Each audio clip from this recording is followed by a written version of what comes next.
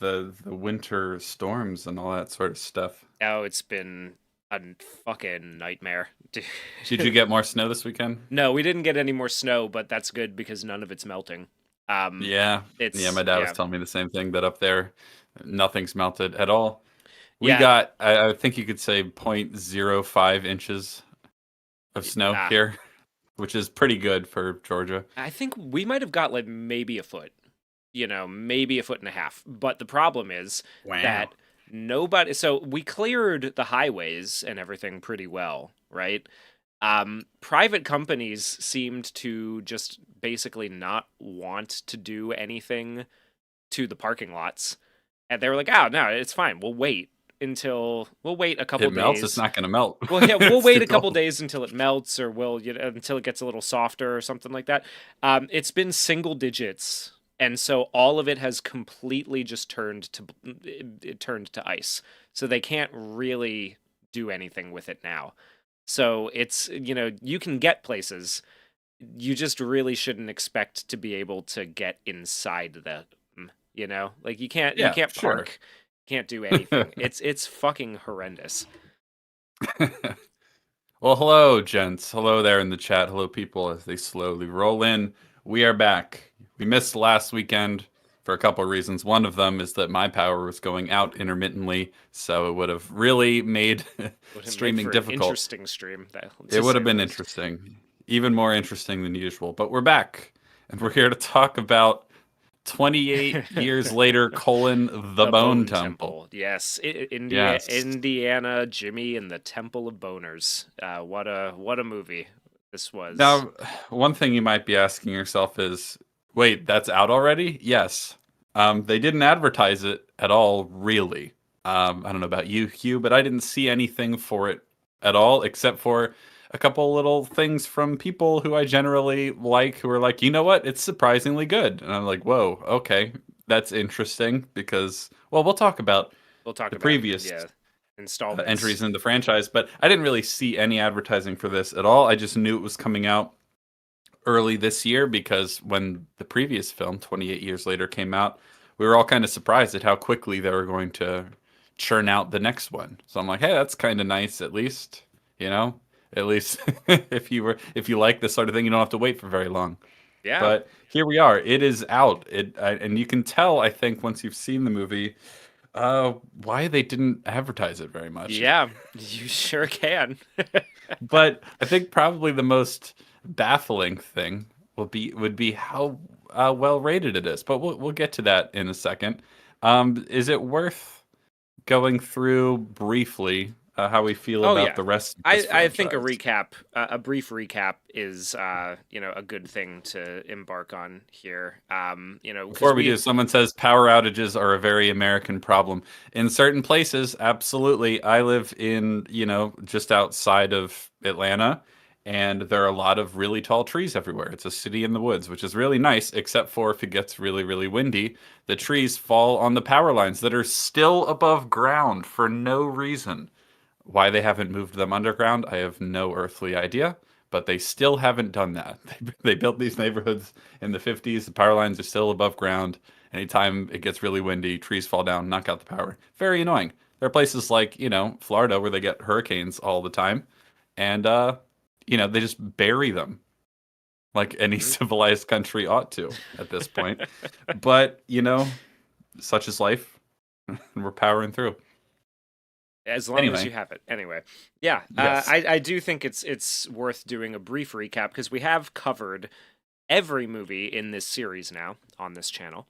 Um, we did that in conjunction with Metals Forge We for did indeed. the last time 28 years later movie came out. Um, but yeah, 28 days later, back in 2002, some leftist hippies unleashed a horde of rage-infested chimps on Britain and promptly caused the collapse of society. So, in many ways, a prophetic film. Jamie, how did you feel about that one? Oh, the very first movie? Yes. I like it. It's a lot of fun. It's a good movie. I got some issues with it, but they're pretty small in the grand scheme of things. Very fun. I liked it way more than I thought I would.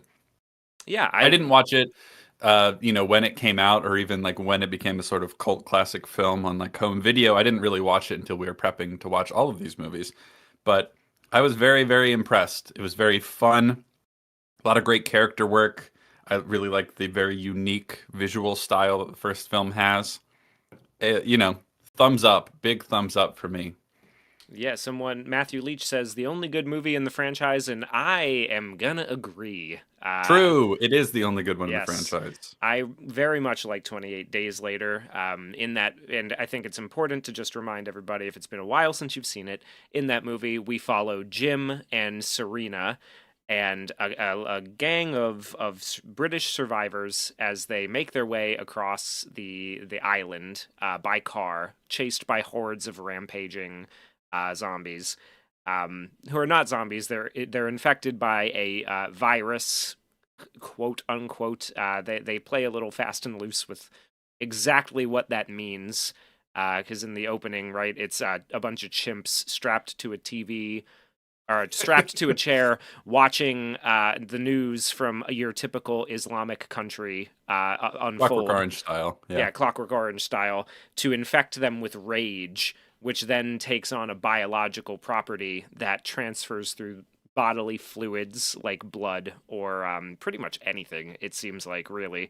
Um, we took a little bit of issue with one or two things in the movie. The biggest one I remember is exactly how easy it is for this virus to spread through, just a teeny tiny little drop of blood into a person's eyeball, for example. That's, and you can do that. Yeah, You can have that be how it works, but you need to be a lot more careful, and the characters need to be a yeah. lot more careful. At that point, it becomes clear that our characters are being far too cavalier in the way they Yes. approach melee combat with these animals. Um, and that For example, just to pinpoint one small example. So Brendan Gleeson's character, when we first see him, has like full riot gear protection, and then they go on a long journey to find, a safer place than the high rise that they're starting in, and he doesn't bring that with him.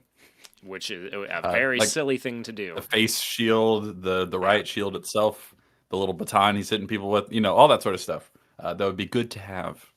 I think you could say pretty definitively. Yeah. But anyway, But it's a anyway, good movie. it's It's a got good some movie. issues.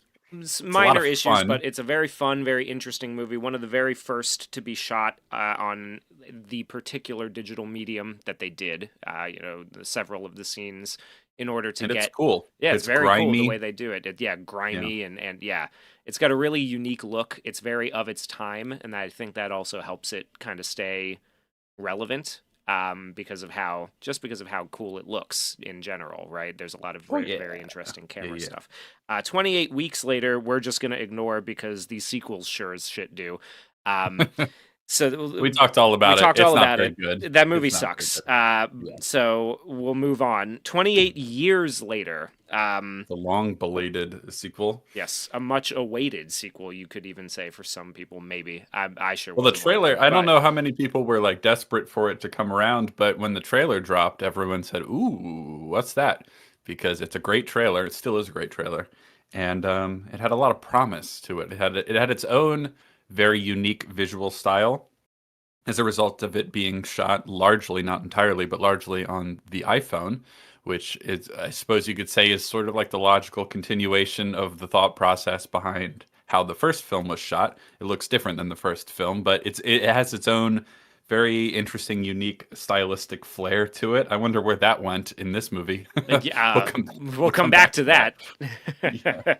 But there is a lot of unique stylistic choices being made in the first 28 years later movie. Some of them being, I mean, the two that stuck out to me most that I thought were quite, well employed.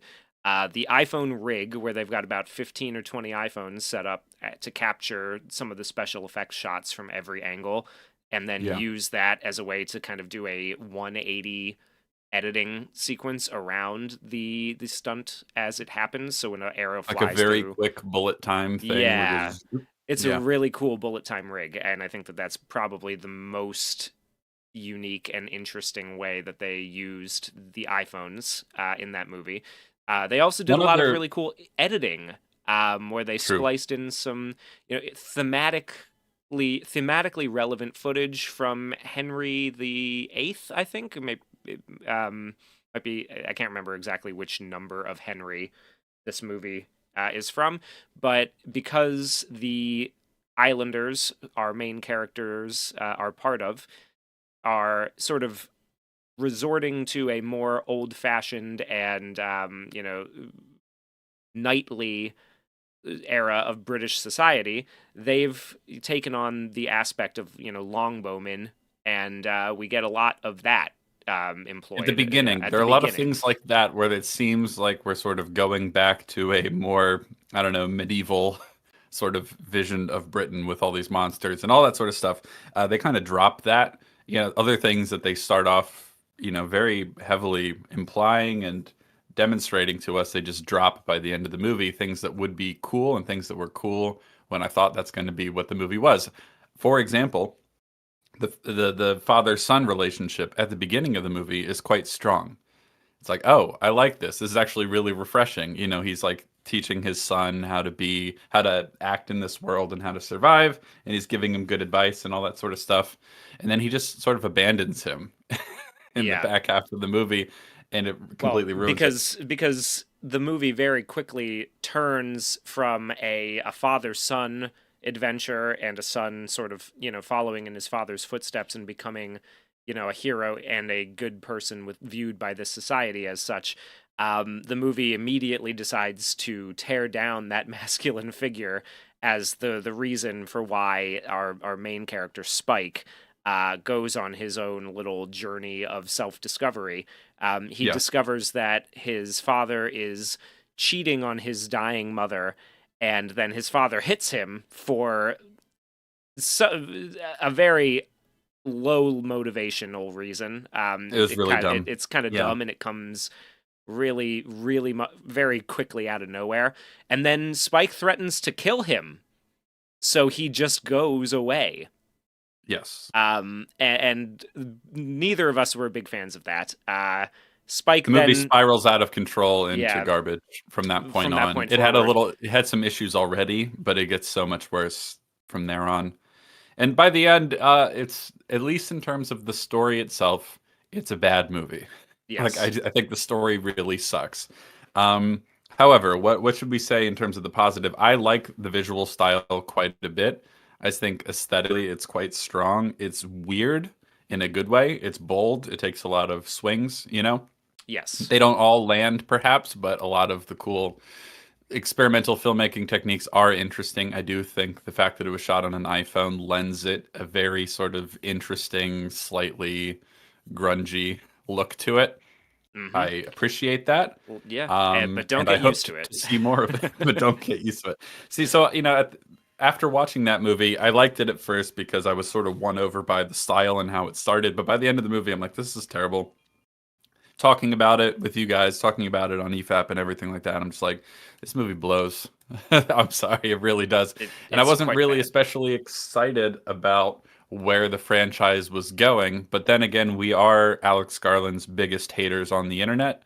And so we have to complete We everything. are completionists We're in that regard, completionists. and I'll be honest. One of the swings that 28 years later took. Now there are plenty of people pointing out already some of the silly story beats that don't really make a lot of sense, except to kind of just force the plot to happen.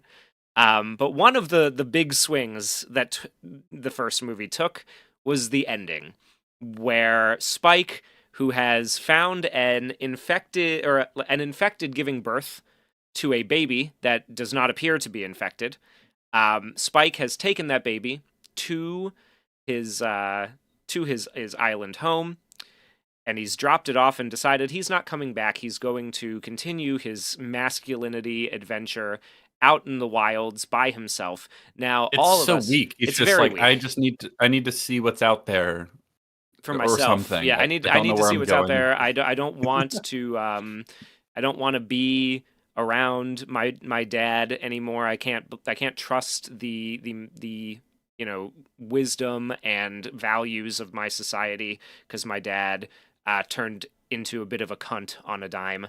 So I'm gonna get But also, just he's going to leave that child with said yeah, society. he's gonna leave that child with said society to raise it. Which sure, um, he departs in the middle of the night, even though he really hasn't learned much of anything about how to take care of himself in the wild. He really is quite incompetent in all of his attempts to, deal with the way the world works on the mainland. But he goes off anyway, and he's attacked as he's cooking a fish dinner by a horde of naked, screaming zombies. And he's backed into a corner. He's pretty much dead. He is, for all intents and purposes, going to die until a group of Power Ranger flipping kung fu artists dressed like the late Jimmy Savile show up um, and save the day. Now, I was unfamiliar with who Jimmy Savile was at the end point of this movie, but upon just a little bit of research, you will come to find out that he was a rather eccentric BBC personality who sexually assaulted over 300 people from the ages of 5 to 75 through his time as a media personality, all of which was That's a lot. covered up by the BBC. Um, he's controversial, to say the least. And Yes. the fact that this movie decided to introduce a group of characters who dress and act like him, you might consider that to be a bit of a bold choice. I sure did when I saw Yeah. it happen. Um, Especially when it just kind of comes at the end of the movie. I mean, we see little glimpses of, their work. We see a body that's been hung upside down with like an upside down cross carved into his chest, and he's been like bled to death, essentially. yeah, So we're like, ooh, spooky cult of some kind. That's an interesting thing to throw into this world. We don't really do anything with it in the first movie, but they show up at the end, like you said, kung fu, like Power Ranger flipping, like crazy wire work, and then they're just disposing of zombies left and right. They're not a threat to the Jimmy Savile gang at all. Really, they're just knocking them out, and they're being really cavalier with how they're defeating them. They're slashing course. their necks and blood spurting everywhere, even though that's how the infection spreads. It's all very, very stupid and silly and over the top, but that's your hook, apparently. yeah. How is Spike going to make it in the world with this weird Jimmy Savile gang? Where they all call themselves Jimmy. They Yes. all It's a really bizarre choice. I believe on our last stream we compared it to if you set a zombie apocalypse movie in the United States in the 90s, and then 30 years later, 30 years of culture has been freeze framed essentially, and at the end of that movie, a bunch of zombie fighters dressed like and acting as Bill Cosby showed up. And Yeah. it's a difficult association to ignore, and I Well, it really would depends what never. you're going to do with Yeah, it, it really right? depends on what you're going to do with it. I certainly would not have made that choice, but I was curious to see what the plan was moving forward. And when I found out that this movie had released, because like we mentioned earlier, they really did not advertise it, I decided, Also dumped it in January, which yeah, seems relevant. fuck you, it's January, strikes again. Um, Well, a couple things before we jump into the new film. Jen asks, "What's the deal with all the pregnant ladies?" Good question. and no clue. Alex Garland's really into that though, for some reason. Well, it's Pregnancy is like Alex showing up in a Garland's lot of thing. things. Like the like, oh, she's pregnant, but she's fighting in a big battle at the end. Like, why is that a trope that keeps happening? Like one battle after another when she's like shooting the machine gun while pregnant in the trailer and everything. It's like, Oh, what are we doing here exactly? I don't know. It's a weird thing that's happening culturally right now. It's strange. Don't know what to make of it exactly. Um, Georges Rex says hooking an iPhone camera up to a massive equipment is not in the same spirit as shooting on an iPhone, I think. Well, they never really said like, "Oh, look how amazing this movie was shot on like, just an iPhone." Like they weren't it's the reason it's remarkable is not like, oh, look how cheap the rig was. What makes the iPhone unique as a film camera is that the sensor is tiny. And that really affects the way everything looks. So like it has a really, really tiny sensor, which means that like the depth of field is really deep instead of like large format cameras where the depth of field is really shallow. So it has a very, very different look. It's not really just about like, oh, you could have filmed this on the phone that you keep in your pocket. It's more like using the iPhone forces you to do very specific things. Like iPhone cameras don't have apertures that can close. They're fixed. So you have to like there are all sorts of weird technical challenges, but if they were promoting it like, oh, this was shot on an iPhone, like shot on the thing you have in your pocket, I mean, that would be one thing. But, I don't know that it's really unfair to Yeah. describe it as being shot on an iPhone because it has a huge effect on the way the film looks. And you can really tell because the Bone Temple has none of that Yeah. because it wasn't. Yes. It was shot on the Arri Alexa 35, a much bigger, much nicer camera. And all the uniqueness of the visual style of the previous film, really the only good thing it had going for it, is just gone. Yeah. It's been It's completely almost erased. entirely gone. It's 98% gone. Yeah. There are a couple of scenes where they attempt to I don't even want to say attempt to preserve, where they just kind of it's almost like they pay some lip service to the Yes, idea that the iPhone was used on one of these films on by purpose on and for a purpose. reason. Yeah, by having essentially the POV shot of a YouTuber running through a haunted house. Um, Oh, like the like locked off to the person's face, yeah, you like the know, opposite of a POV. But yeah, yes, yeah, sorry, yeah. It's the shot that you might expect to find in, a haunted house YouTube video. Um and those that's about basically, the only time I the could pinpoint at all where an oh, I iPhone. can Yeah. pinpoint another one, but we'll come back to it. Basically, of the unique properties that an iPhone has, one of them is that it's very, very, very small. And because it's very small and very light, that means if you operate it handheld, it's very shaky. Unless you go crazy with stabilization, it's going to be very jittery because it's so tiny and every little movement makes it move. And so there are some scenes, some of the only scenes in the Bone Temple that are clearly actually shot on the iPhone, like you said, to pay lip service to the visual style of the movie that this is a direct sequel to. They're incredibly shaky and obnoxious, but not in a way that deliberately adds anything to the story. It's just hard to look at. So they Yeah. take the worst part about what makes an iPhone unique as a film camera, and they're like, what if we just throw that in there? And it's like I'm getting nauseous looking at this, and it's not adding anything.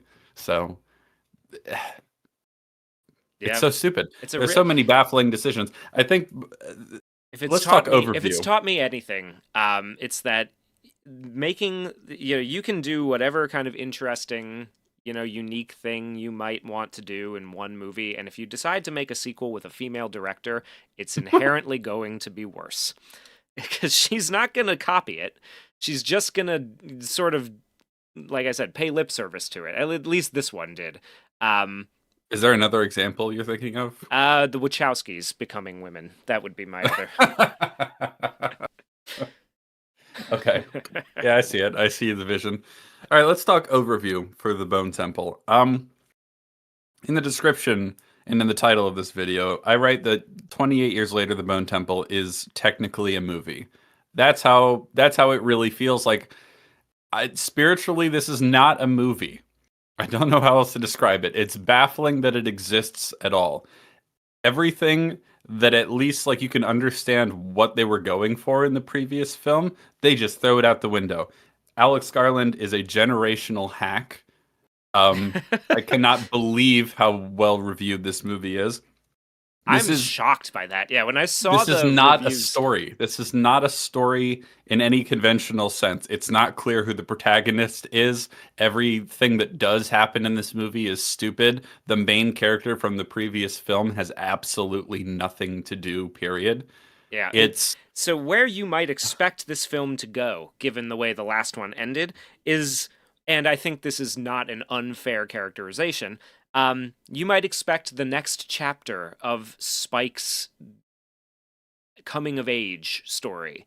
Yeah. His first big challenge off on his own, really, without his mother is not, is dead. His father he's chosen to abandon, and he's forming his own identity independent of his origins, independent of where he comes from. So he's sort of cut loose from his moorings and wandering about. And you might expect that this story would go through him finding an alternative grounding, an alternative development, foundation, and coming to realize that either this is, it's better wholesale than the one that he came from originally, or there's stuff to admire, but really some of it is goes too far for him, and that he has to find that balance.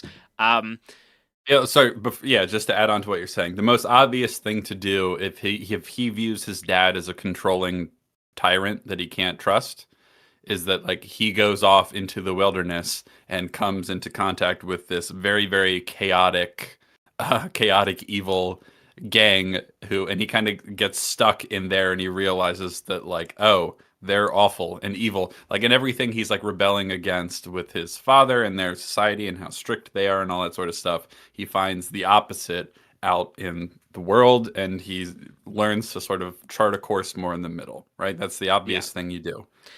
What does he do in this movie? Nothing. That's not an exaggeration. He might as well not be here.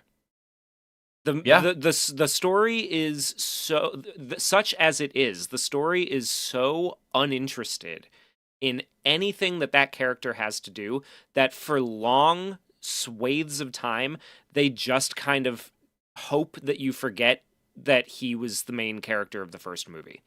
There's nothing there. Yeah. He is accomplishing nothing through the entire thing. He's accomplishing nothing. We're not even focusing on him most of the time.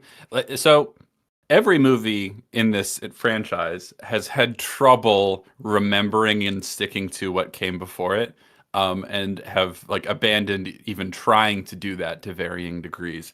28 years later is not trying very hard at all to stick to the logic of the first movie, because if you remember from the very first movie, that ends on a happy note. Like they're rescued and the virus has basically played itself out. So it comes time for 28 years later. How do we justify the fact that there are still zombies everywhere and Britain hasn't been, rescued and rebuilt and everything like that?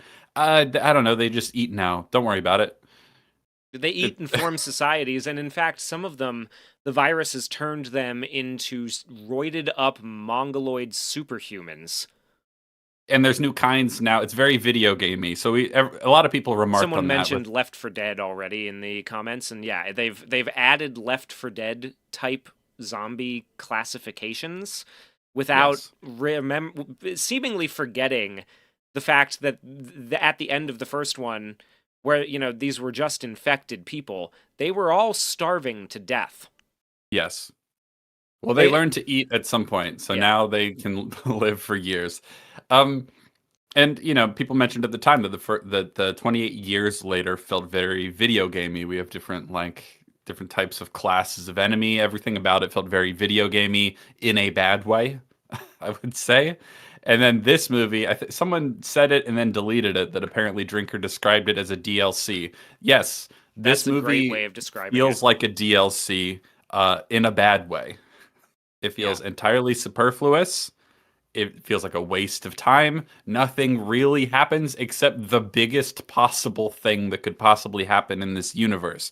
That happens in this movie. It's the strangest combination of pointless and like incredibly world changing at the same time.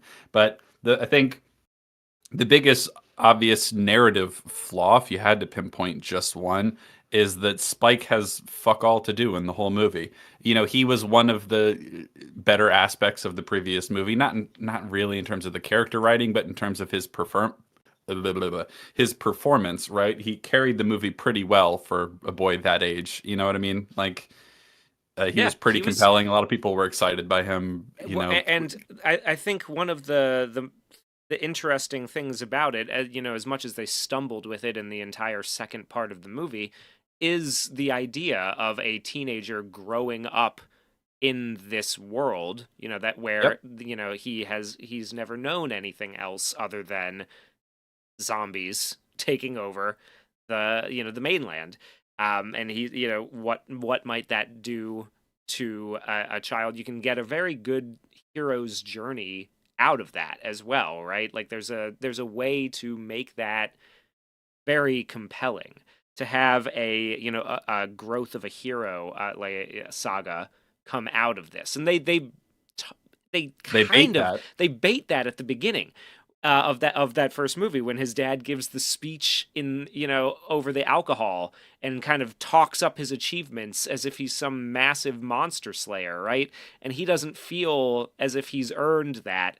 And it's kind of, he's dealing with his mother's illness, and trying to come to terms with all of this, and with what it means to the society to be a hero. And that's a really compelling part of it. This movie decided to ignore that he's even a character. I mean, Yeah. what a colossal. So the thing that we're really kind of dancing around here is, and we've mentioned this a little bit already, there is no protagonist, really. There's no clear protagonist in this movie. It's very Yeah. difficult to pinpoint who it might be, because you have three options. You have Spike. We already know that's not the case. I guess you technically have four. You have Spike. Well, That's not the case. let's. Okay, say them all, and then we'll go through Yeah. one by We have one. Jimmy. House. Yeah. Jimmy Savile. Head of the Jimmy gang, played by Jack O'Connell, who was also in Sinners. He was Remick in Sinners. Great performances from him In either both one. movies. Yeah, Yeah. plays a great villain. Really like him. Yeah. But the writing lets him down In both cases, sensing a theme, absolutely. sensing a typecast theme. We have Kelson, played by Ray Fiennes, the doctor who made the Bone Temple, and then I think by technicality, we have to qualify girl Jimmy with the freckles as a potential for who could, Main character? yeah. No. Yeah, We're but crossing. No, who we're the crossing her movie- off the list.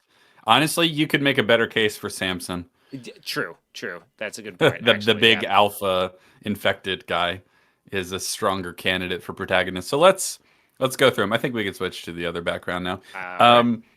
Now we're talking about the story. So let's try to assess who has the strongest story. So there's a couple ways of assessing who a protagonist is in a movie. Usually it's pretty goddamn obvious, but sometimes it isn't, because the script is just that messy. So the most obvious thing is screen time. Spike is certainly not the primary character if screen time is what no. we're concerned with. That is either between Dr. Is it Kelso or Kelson? Kelson. It's either Kelson or Jimmy, main Jimmy. Those are the two main characters if we're just talking about screen time. The other thing to look at would be who has the strongest goal that they're looking to achieve over the course of the movie. So let's talk about their goals. Let's talk about Spike first, right? So in the first movie, he's obviously the main character. It's not even a question. No one has ever even thought to ask. But in this movie, what is Spike's goal? We start off the movie. He is being introduced to. He has like an what did you say? Initiation into the Thank cult you. of Jimmy. And so he has to fight someone to the death in order to gain the right to join the Jimmy cult, right? And so he Yes. does that, and then for the rest of the movie, you can tell he kind of doesn't want to be in the Jimmy cult, but he's stuck there. There are a couple times he tries to escape, and it doesn't work, and then eventually he does. That is his story. We don't really get any. Not really ever of his own volition either. Like he doesn't really, like, the movie gives it the barest minimum by the end of his story, like that it was his action that Yes. did it. Not really, but we don't really get much of his interior world. We don't really know what he thinks about a lot of this stuff, except that he doesn't really want to be here, but he's not struggling to leave all that much. And it never really seems to come up that maybe I should leave and go back home. It just doesn't come up. So he's doing evil stuff with the evil cult. And by evil stuff, I mean like truly gruesome stuff where they're torturing people. Oh, it's Manson family on crack. Yes. they not even just torturing people to death, tying them up and flaying them alive, Yes. and like then like, in front of their friends and family, and then offering the last surviving member of the victims the chance to fight one of them to the death to become one of them. I mean, it's truly evil. And Spike's reaction to the scene that we see of this is basically he's just like he doesn't want to be a part of it. He vomits and He he throws up. leaves, and he Yeah. sits outside for most of it, and he's off screen for a good portion of the entirety of that conflict. Um, And that doesn't really that doesn't affect how they affect, view yeah, him. that doesn't affect how they view him, very like how they view him. Not Freckle really. Jesus, as people are pointing out, the woman who is in Falcon and the Winter Soldier, the terrorist who could be king. Um, plays one of the female Jimmies, and it's a little bit odd because there are two. One of them they call Jimina, the other one they still just call Jimmy. So like they That didn't was just even, weird and confusing to me. If yeah. they're all called Jimmy, why does one of them get a variation on Jimmy? It Yeah, just seems like stupid. why would you even introduce that at that point? I That know. just it doesn't make At any this point, fucking you're gonna sense. have a Jim, you're gonna have a James, you're gonna have a Jack pretty soon, and then it's all chaos, you know? Yeah. Um so she, despite being quite disappointed that she is going to miss the flaying alive ceremony, that they partake in quite often, she's very understanding that Spike, for some reason, right, for like, 'cause she's got an upside down cross carved into her forehead. She has fully bought in to the idea. Oh, by the way, the Jimmies are just Satanists. They're kind of just your run of the mill Satanists. The Jimmy Savile look and vibe doesn't really play any It never role comes up. We whatsoever. never learn why Yeah. they are why they dress that way. We learn that he's obsessed with the Teletubbies. Remember the Teletubbies from the very beginning of 28 years later? Those are brought up again, Yeah. but nothing is ever mentioned about Jimmy Savile. It's a very strange choice. But yeah, they're basically looking to do evil for evil's sake. Well, he believes that he is communicating with Satan, Yes, and supposedly. Yeah. he's asking him to just do evil things because they're evil. Yes. There's no greater strategy. At some point, he acts like it's a new idea. He has the inspiration, like, "Ah, what if we go find more and make more Jimmies?" It's like, what have you been doing this whole time? Is Yeah. it, if not that? I don't really understand. But yeah, we're talking about Spike, right? So Spike's story is that he falls in with a bad crowd and he's not thrilled about it. And then at the very end, he's like, "It's time to leave," and then he leaves. That's his whole story, Yeah. with really nothing in the He middle. makes two rather half-hearted attempts to escape, and Yes, both are foiled. Once by yeah, once by himself. Um, and that's it. yeah. Okay, so not a Not him, strong candidate not a for strong candidate protagonist. for our protagonist. Then there's Jimmy. Yes, Yeah, Jimmy is wandering the wasteland, convinced that he is the son of Satan, the Antichrist, who has been left on this island with the demons of Satan that run around and kill people to bring fear and death and suffering to all of the humans who also remain. Um, he will come. His arc essentially is coming to realize that Satan doesn't exist. Tech, I guess, does is he that. realize Does that? he realize that his arc is essentially just that of the defeated villain who Yeah, he does. I wouldn't even I call it an yeah arc, really. it Which is, yeah it's fine if your antagonist, is just evil and wants to do evil for evil's sake because he's convinced that he is, the agent of the devil himself.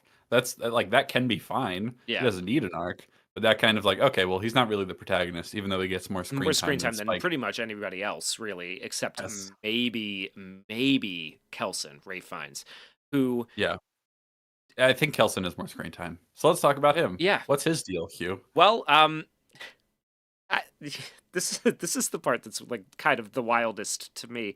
Um, Kelson's entire point in this his story in this movie from point A to point B essentially involves romancing Samson the alpha zombie.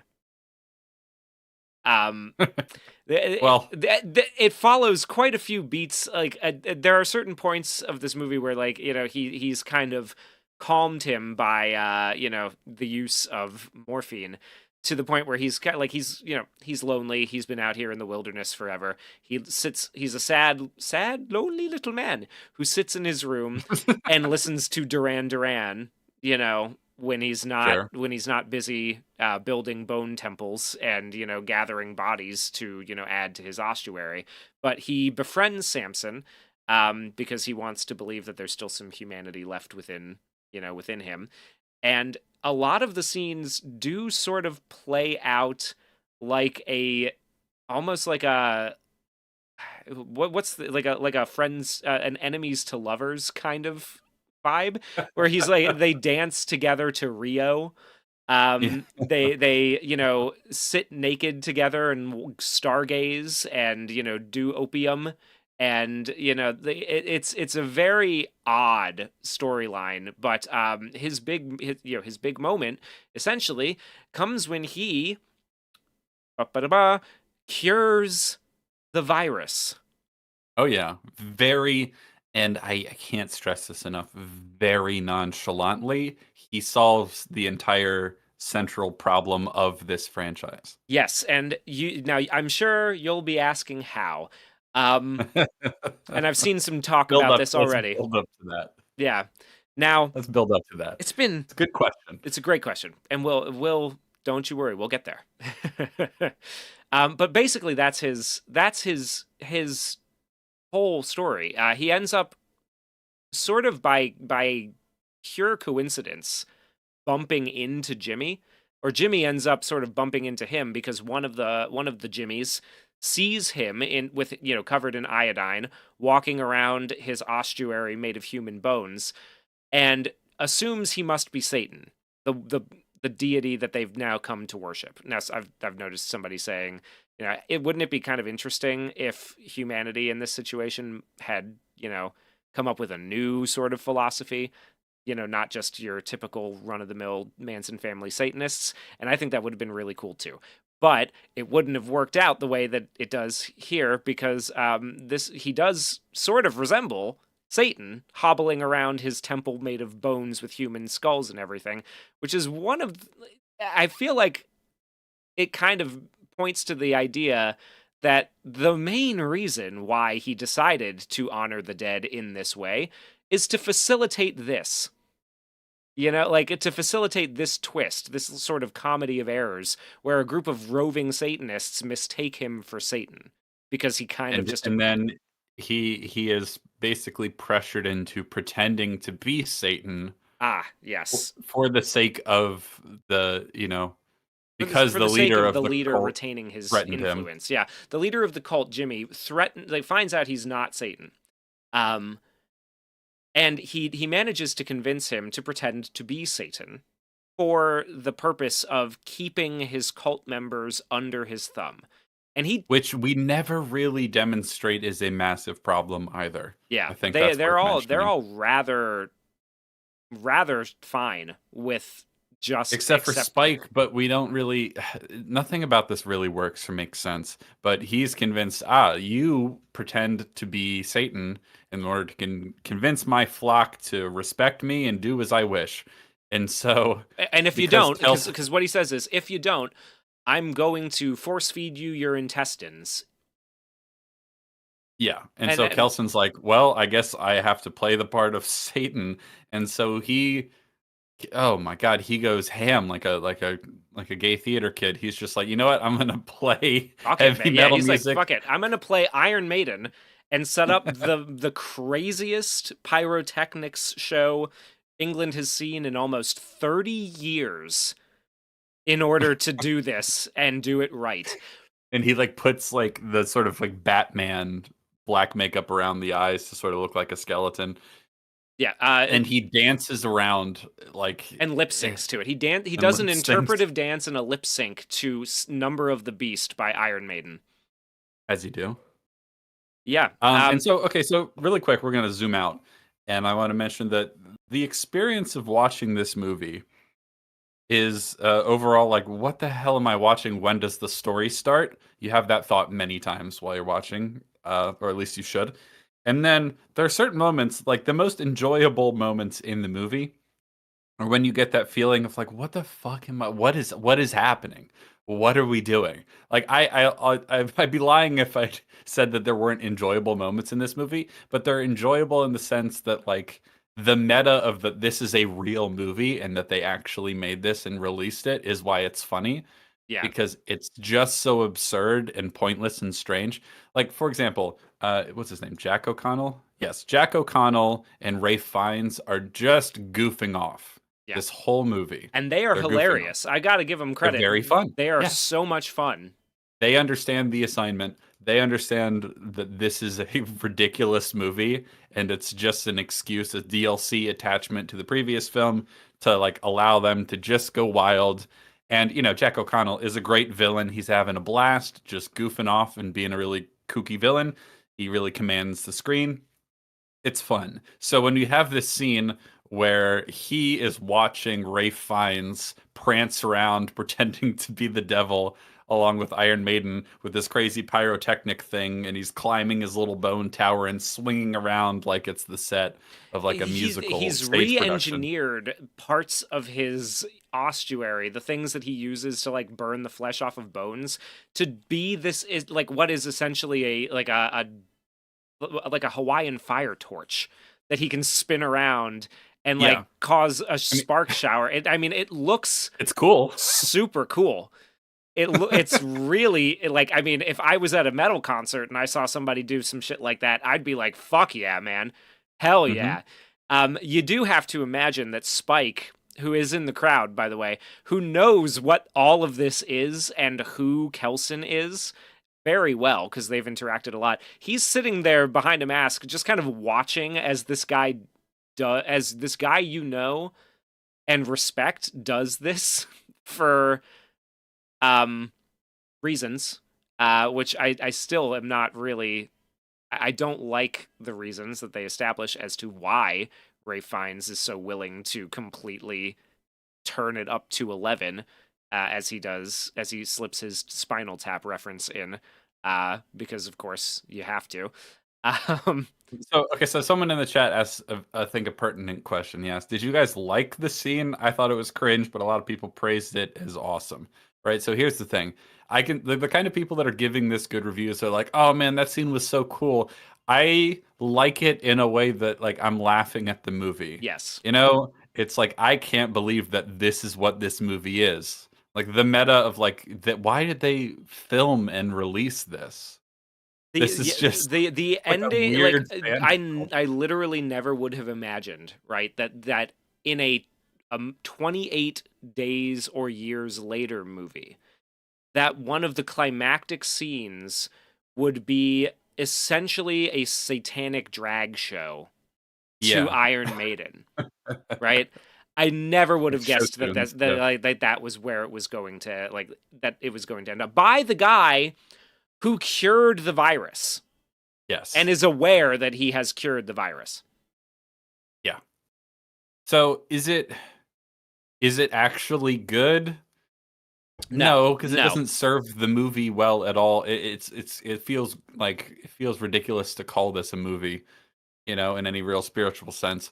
But I did kind of like laugh and smile at like, what the fuck is this? There's something I don't actually respect it, but I almost respect like how punk rock and like this movie is in terms of like being entirely worthless. You know what I mean? It's something almost to admire about how like how ridiculous like they Alex Garland wrote this and was like, yeah, this will make a good sequel to the previous movie. And like I almost admire the audacity of it. I don't admire it, but I almost admire it, if that makes Yes, sense. yeah, I get you. I think I'm with you on that. It's a little bit like watching when I'm watching Jack O'Connell's performances here, right? I mean, he clearly knows that what he's doing is funny, right? Yes. Like he clearly is Yes. aware. The movie Oh yeah. doesn't seem to be. The rest of the movie is taking it very seriously. He knows Well, okay, there are in some a things that are like I think the movie is trying to be funny and they kind of work. You know what I mean? Like I if I'm going to give this movie a slightly more credit, I think this movie understands that some of the stuff is ridiculous and like but it just doesn't care, you know? Yeah, there could be that too. Moradaka, by the way, says it is weird how in rural England people keep bumping into people or finding people while walking on foot. I think you have to imagine that the entirety of these 28 years movies have taken place within about 50 square miles, and probably even less, Less. maybe more like 10. Yes. 5 to 10. Yeah, I'm inclined to you say. could probably walk from from one end of this movie's video game map to the other, like in real life, in less than a day. I mean, they fast travel in these movies as well, so Yeah. it's very video gamey. Okay, so okay. So these kind of scenes where like the villains are just doing ridiculous stuff and like, oh, what if we had a big musical dance number? Like, isn't that fun? It goes on Like, for a no one long time too. I mean, goes like on for a long time, but it's there's pretty nothing much the else entire to the song. movie. There's nothing else to the movie. You know what I mean? This movie is just a waste of time, and they're just like, ah, fuck it. I don't know. Throw whatever you want in there. It doesn't matter. You know, Yeah. like that's what makes it remarkable. Now, there's a certain kind of film goer who will think that that's awesome and punk rock and really cool. You know what I mean? That Yes. like this movie was just so strange and doesn't have to be a real story, and it's just a fun, unique experience because they like novelty above anything else. I am not that type of person. I want there to be a story and for the story to be good. So I don't like this movie. But I think that's what a lot of people like about it is just that it's like there's a kind of who gives a shit, just do whatever you want in this Yeah. energy to this film. It doesn't work at all. What does happen is really stupid. But like I said, there is something kind of well, it is remarkable how worthless the film is, you know, for like a sequel Yes. to like this like major Yeah, for franchise. both nothing to happen and the most important thing in the history of the world in this universe to have Yeah. happened at the same time, that is quite a remarkable feat, right? Because if not for that one addition, and like honestly, moving forward, maybe it won't matter at all, but you could have skipped this movie entirely if not for one or two scenes that are going to drive what's going on further, right? Because, I mean, spoiler alert, by the end, Jimmy and Kelson are both dead. So, like, those two, and that's probably why Ray Fiennes and Jack O'Connell were having so much fun, is because they knew this was the only time they were going to have, really, with this Hmm. franchise. Um, they're both gone. So Spike Yeah. going off and meeting the Jimmy gang at the end of the first one means nothing because It means he nothing. ends up in the exact same position by the end of the movie, by the end of this movie that he was at the end of the first. Yeah. It's worthless to the extreme, except for the big thing. I suppose we should talk about the big thing. So, yeah, he finds a cure for the virus. How does he do that, Hugh? Well, if you'll remember from the previous film, uh, you know, he is like he has got his little, you know, temple, his bone temple, whatever, and he's like cleaning bodies and he's putting the skulls on his little towers and all that sort of stuff. He covers himself in iodine because the virus doesn't like iodine. It's something like a disinfectant. And he's got his little blow dart gun with sedatives, and a couple times in the Their previous darts film. covered in morphine. Right, Yeah. exactly. So he sedates the big alphas in order to protect Spike from Samson, who's chasing after him. In the previous film, it's revealed that a zombie gives birth. Remember that? That doesn't really factor into this one. But the father of said zombie is Samson, who becomes like the main zombie, if you will, in this film. Um, it's sort of revealed that Samson isn't killed; he's sort of left alive. We had a And you problem might, with that in the first 28 yes, Years Later movie because there was no conceivable reason at that point, right, that hmm they wouldn't just kill the alpha when they have him dead to rights. So, just to like illustrate exactly how effective these morphine blow darts are, one morphine blow dart shot by Ray Fiennes into the any part of the body of Samson is enough to completely stop him in his tracks, and he yes, is dead to the world. He does not pretty like much instantly. instantly. You can run right up to him and poke him in the face. He will do nothing to you, right? That thing is incredibly dangerous. We have watched it in that first movie, and we watch it again in this movie rip people's skulls and spinal columns out of their body wholesale like Predator. In this movie, we're going to watch him do that and then smash the skull open so he can eat the brain. hmm Literally. There at one point in the last movie when Samson realizes that they have his child, he finds the hidey hole where Kelson is and almost rips him in half, pulling him out of the bars until Spike sedates him with some morphine. Now, you as a reasonable person might think, okay, this is the moment. We have to kill him. There's no good reason to keep him alive.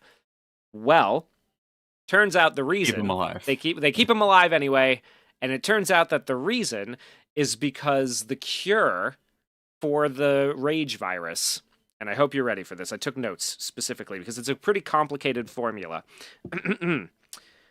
A steady drip of morphine and a single dose of antipsychotics. That's it. That's it. That's all it takes. An opiate addiction and some SSRIs. One, in fact. So, how did he arrive at this conclusion, Hugh? He How did he discover that this is the cure?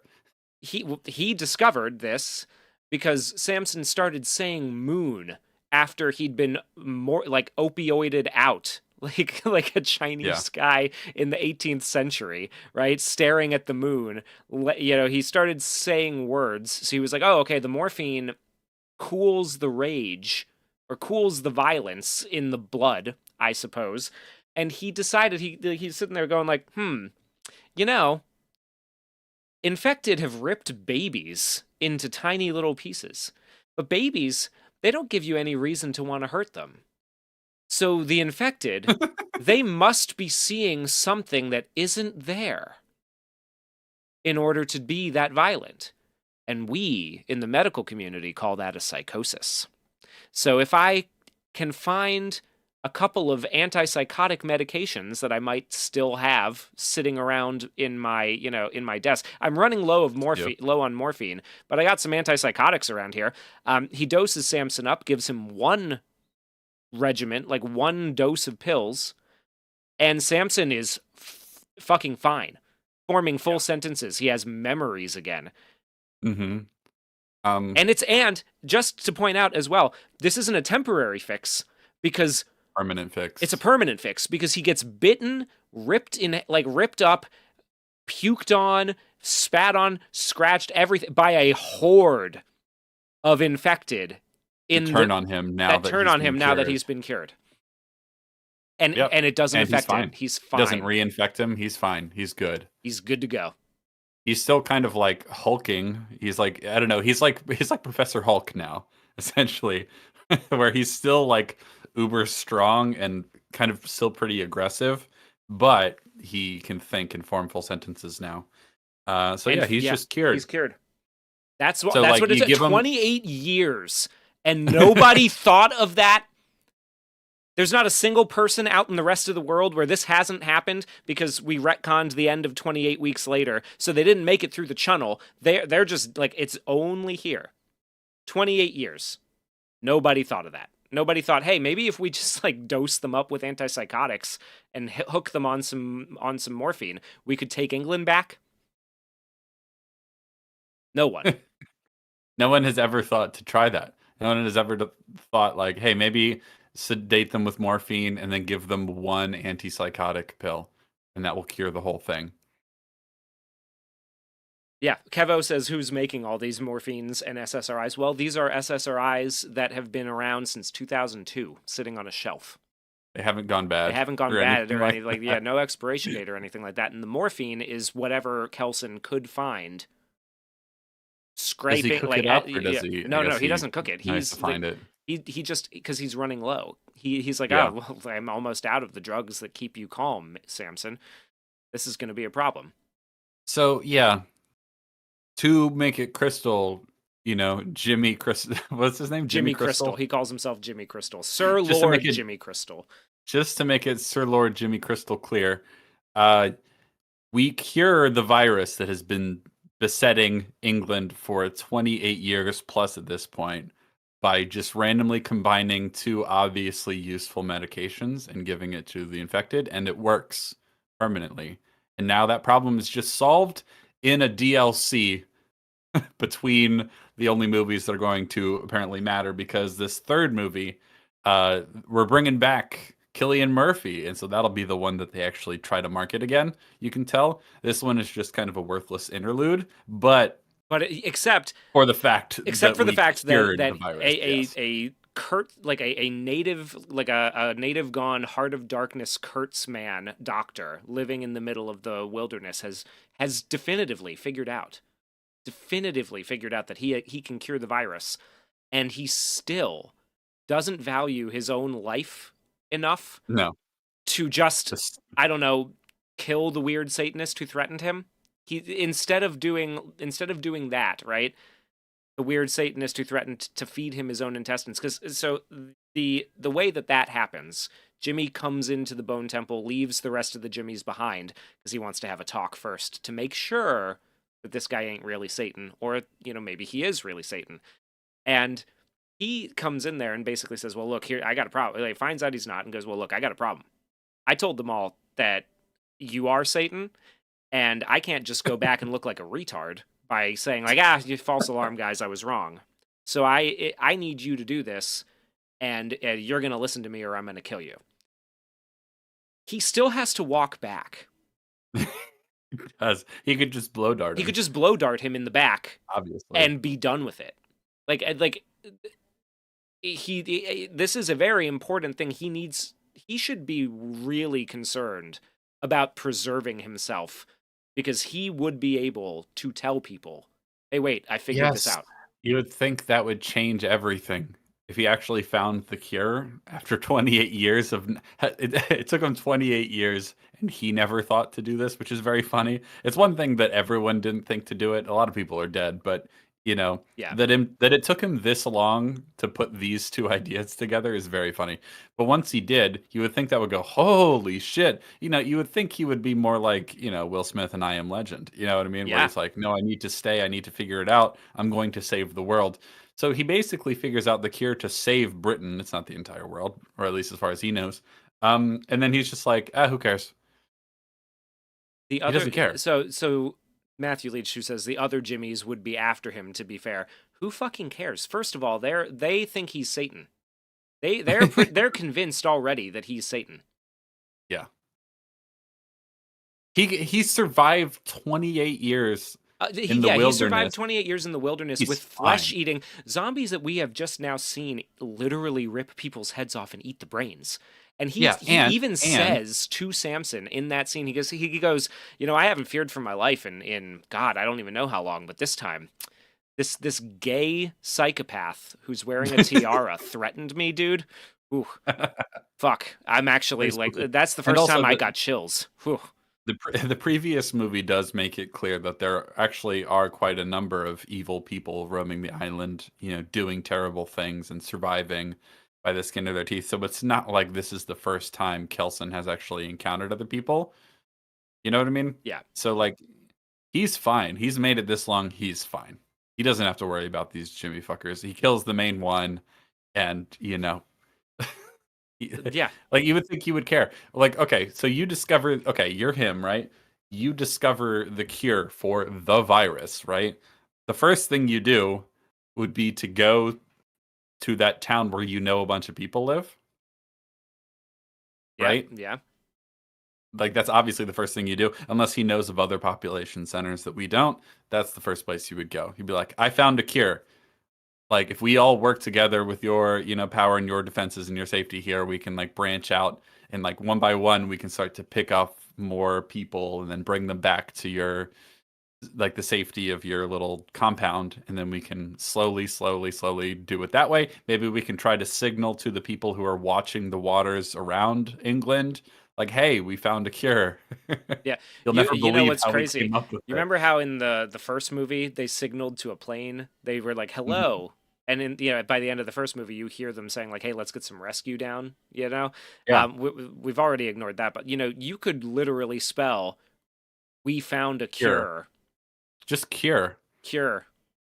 Yeah. And it's like, oh, that guy really likes the cure. Put a I like them smiley too. They're face with pretty it so good. that they know you're not talking That you're not asking for yeah. one. Yeah. Although in the way that the way that events in this movie go, like I would expect them to do that, and somebody on the boat sees it on binoculars and goes, what could that possibly mean? I bet you we could do a little something for him. I feel bad, and then they just play The Cure on the Yeah. speakers from Big yeah, loudspeaker. they put some in, and that would be the end of the movie. Basically, is they're just like, fuck, damn, and then That would got, be an yeah, improvement. that would be.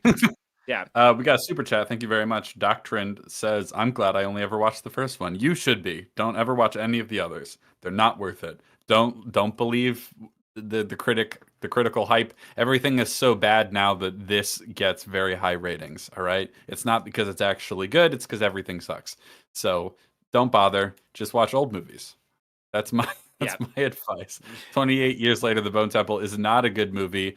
It's kind of remarkable in a meta sense that this is even something that exists, but it's not worthwhile as a story in any real conceivable way Yeah. along any dimension. Like I said, they solved the central problem of the entire franchise on a whim in this little worthless DLC of a movie. Really quite remarkable in that respect. Well, So that's and kind now of he's funny. dead. So what can they And now really he's do dead. with it? Like they can Um, have Samson show up and just like tell people, I used to be a I used to be like, yeah, he's gonna be like the monkey in Futurama walking around in Yeah. a suit and tie. Yeah. Does he know how it worked? I don't know. I mean, I I like don't at this think he point, would. well, there's no real reason why he would, but he You does. don't really get the sense. I mean, they don't make it clear because who cares? They don't care clearly. But you don't really get the sense that he has like a really strong memory of everything that happened while he was under the influence of this. And I would be more surprised that he does have those kind of memories than if he doesn't. So like now that he's cured, I would expect him to really know nothing about what Kelson did to him. Like why would he? It'd be weird if he did. Yeah, and So he's Matthew, not going to be real able quick, to I just beam up want to help. because I see, I'm glad you're hearing me on this one, right? And the thing is, I get it that it would strike the other Jimmies maybe as suspicious that the devil either killed or drugged his close apprentice for no good reason and seemingly abandons his figures. I would rather watch the fallout of that Yes, absolutely. because there's already power struggles going on in the ranks of the fingers. I think that Yes. would be a way cooler way to do what this movie is trying to do.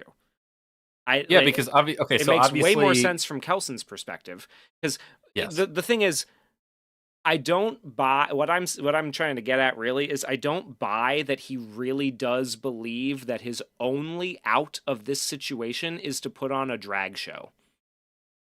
That's basically what I'm getting at. An admittedly metal as fuck drag show. I mean, it was pretty cool. I mean, clearly that's just what he wanted to do anyway. Because he wasn't just- given explicit stage directions by Jimmy. No, right. He said just pretend to be the devil, and so Kelson, like, this is very fun for him. He's having a blast. I get it. He's Um, like, man, but it's crazy you bring this up. I've had this thing that I've always wanted to try. it's very funny. Okay, so um, no, but you were just saying that. Okay, so he blow darts to death and overdoses him on morphine, forcibly overdoses him on morphine, the main Jimmy. And now, if the rest of the Jimmys are like, holy shit, some of them might be like, that's the devil. I don't want to mess with him. We should get out of there. And some of them are like, but what if it's not the devil? What if it's just some guy that killed him? We need to go get back at him. And then obviously Spike wouldn't want to do that because he knows who Kelson is. And so if there's like a sort of like splitting of their little Jimmy family, Spike would be on one side. He would probably convince the woman in the red, who he convinces to go with him at the end, or like not really convinces, but you know what I mean. Um, like that would be interesting to see. And the larger point is that Kelson would probably be fine. He's lasted this long. He's resourceful. He's got weapons. He's got little hiding places beneath the ground and all that sort of stuff. He'd be fine. I don't believe he would lose, essentially. And And if even if nothing he else, does, he should try. if nothing else, he should try because he loses anyway. Like in this movie, like he loses anyway. Yes. Like Yeah. the idea is like, oh, but like maybe they would then attack him and kill him. It's like they do that anyway. Yeah. They kill him. Yes. Like and it's the guy and yeah. Now, granted, it is Jimmy, the main Jimmy, who does kill him because he attempts to turn the other Jimmys on the main Jimmy. But the result ends up being the same, and it's just the fact that he decides that the only way out of his situation is to put on like play along with it rather than defend himself is such a strange choice because it like I'm fully on board with the idea that the other like it leads to a power vacuum. He doesn't know that it leads to a power vacuum in the ranks of the Jimmys, but the fact that Jimmy came to him and left them behind because he was worried that like because he admits this, right? He was worried that it wasn't going to be like that there was going to be a problem here, right? And that Yes. so he's clearly afraid of something. It doesn't take much to realize like maybe this guy because what is the one thing that Jimmy wants from Kelson?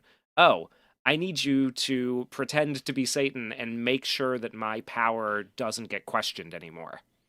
Hmm. He gives him specific. Now he doesn't get specific stage directions about the concert, but he does give specific stage directions about the 3 commandments he's supposed to give. Yes, he gives him lines. He gives him lines to read, and those Yeah. lines are they basically boil down to stop ever disobeying Jimmy. Jimmy's the greatest. Listen to what he says. Listen to what he forever. says forever. Keep making more Jimmys and and continue killing people and skinning them alive and doing all of that, right? You're doing good work. You're doing Keep good it up, work. Keep champ. it up. I'm proud of you. Nice job. So, Well, see, here's the thing. You could get the same or similar, not the same, a similar spectacle if they came to attack him and he put on this big show like he was the devil himself and like got him to freak out and run away. yeah. You know what I mean? You could accomplish a lot of the same things, especially with the pyrotechnics and the loud music. Because, I mean, part of what is interesting about him using the metal music is that basically all these Jimmys, other than the main one, were born after the apocalypse. You know, so they probably don't have or have not ever listened to recorded music before. So, like, it has an extra strong effect on them. And so you couple that with his pyrotechnic show as a show of, like, I am the devil, tremble before me. And they probably would. You know what I mean? Yeah. I think that would certainly be more interesting Well, than and the, like, I am the devil. By the way, always listen to Jimmy. Do what he says forever. and only after the point where he only after the point where the guy who threatened him by saying I would force feed you your intestines, right? He's shown Yes. up, and when he says, "Okay, always listen to Jimmy, continue your work," and he goes, "Continue our work of torturing people and murdering them and putting screams into the sky for your honor," and that's the part where it starts to click for him, like, oh, maybe what I'm doing. Is lay bad. Maybe what I'm doing is actually not good. Maybe I shouldn't be encouraging this behavior. Maybe I Oh, should it's so have blow lame. darted him in the back on his way out of the temple, actually. Yes. What could I maybe do to remedy this situation? Oh, I get it. I'm going to say that we need to crucify Jimmy. Like you can tell that that's not part of his plot originally. He's like at first he's like, I'll just do the show and get them out of here, right? Like it's And what if his relationship that he formed with Spike factored in factored at into it all? at all. What if What that happened at all? like Yeah. what if what like while he's giving his grand speech, he's like giving clues for Spike of like what he's about to do or something. You know what I mean? Yeah. Like if he's going to attack, he's going to do something and he's like saying things that he knows Spike will understand because of all the time they spent together in the last movie. Wouldn't that be something? Yeah. Wouldn't it just? Yeah. And oh god, what was the other thing that I was going to mention too, right? Because we touched on the idea that maybe he could have still killed Jimmy or like, incapacitated him in some way, right? And then put on the same stage show. Oz the Great and Powerful, et cetera, as Georgius Rex has pointed out, right? Maybe he could have done that because it was working at first, right? The other Jimmys are Yeah. rather taken by the show. Transfixed and Yeah. awed by it. And they're ready to go, to keep going. Mhm. Which might make it hard to believe that one of them, the only one that survives, is going to just completely abandon said worldview at the drop of a hat when somebody tells her that none of it is true. Just states that none of it's real. Mhm. You might think that might not make any sense, but that's what the movie does to redeem the terrorist girl from Falcon and the Winter Soldier. You gotta stop calling them terrorists. Sorry, right. I need to do better, Senator. You need to do better, Senator. Um, Yeah. I know they're doing terrorism, but we like it, so you gotta stop calling them terrorists. yeah, They're legal observers now. they're That's what we legal. call them. Oh boy, but yeah. So female Jimmy, the only surviving one, the only one who makes it out of this confrontation, by the way, she is full. Like her reasoning for why they need to go down. Why this is definitely really Satan and not just some old man who builds temples out of bones. She tells Spike, no, no, no. See, I was watching Jimmy. And when he looked at him through those binoculars, Jimmy'd never seen that guy before in his life. I don't think Jimmy's really the son of Satan. I think that's really Satan, and What? Jimmy's That's been crazy. lying, which is like that's a really like yeah, she's bought into the idea that Satan is real and wants them to be doing this stuff, so much so that she's even carved a little upside down cross into her forehead, right? Wait. I gotta stop you. I'm sorry. Matthew Leach makes a very great point. What Kelson blows in their faces, is it a hallucinogenic drug? That's the implication. Yeah, He could have killed them. yeah. That could have been something that was poisonous. Yeah, he could have, couldn't he? He could have just taken them all out right there. Holy shit, I forgot He goes, about that. pocket sand, and then kills them all, essentially. And then he can go, make sure everyone knows about his cure. Yeah. Wow. He had so many chances He had to so make many it. He's chances. so many chances to make it out. He didn't care. No, he was having fun being the little theater kid again. He was just like, I'm gonna put on a show. Anyway, you were saying. So what I was saying is that the girl Jimmy has really bought into this idea so much so that she's like, no, I think Jimmy's lying. I think Satan's real, but Jimmy's not actually his son. She gets in there. She saves Spike and essentially saves Kelson from everything. That happens. The big fight with all the rest of the Jimmys. She's the one who kills most of them. And she turns around to Kelson and goes, "So wait, you're not really Satan?" And he goes, "Yeah, no, nobody is. Satan's not real, dumbass." And she goes, "Oh, well, hell, man, you put on a really cool show. That's awesome." And now she's a good guy. Yeah. Well, okay. Now, In a better movie, there is something interesting about like her developing the sort of like maternal instinct to look after Spike and how that eventually causes her to want to leave this cult that she's been indoctrinated into. We hint at that. We like slightly suggest that kind of is what's happening here and then basically do nothing with it. We don't develop it. We don't, dig into it meaningfully. But like there's an idea there. I'm not giving credit to the movie for it. but like that seems like what they were hoping to do. You Yeah. know, because when he is not having fun being evil with the rest of them, she kind of takes pity on him. But all of that stuff is done through like glances. It's not really developed. And then at the end, it's like we're gonna run away together. Like okay, I guess that's what happened in this movie. I guess that was the arc.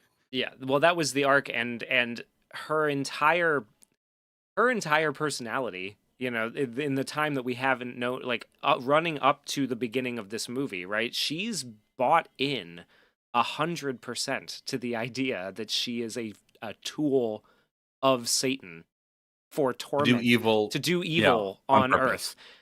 And one guy who blows some drugs in her face and puts on a rock show tells her that's not real. And she just immediately goes, "Oh, fuck. Okay, well then, yeah. Cool. Okay. Well, I guess I can be a good person again now." It's that simple. It's that simple.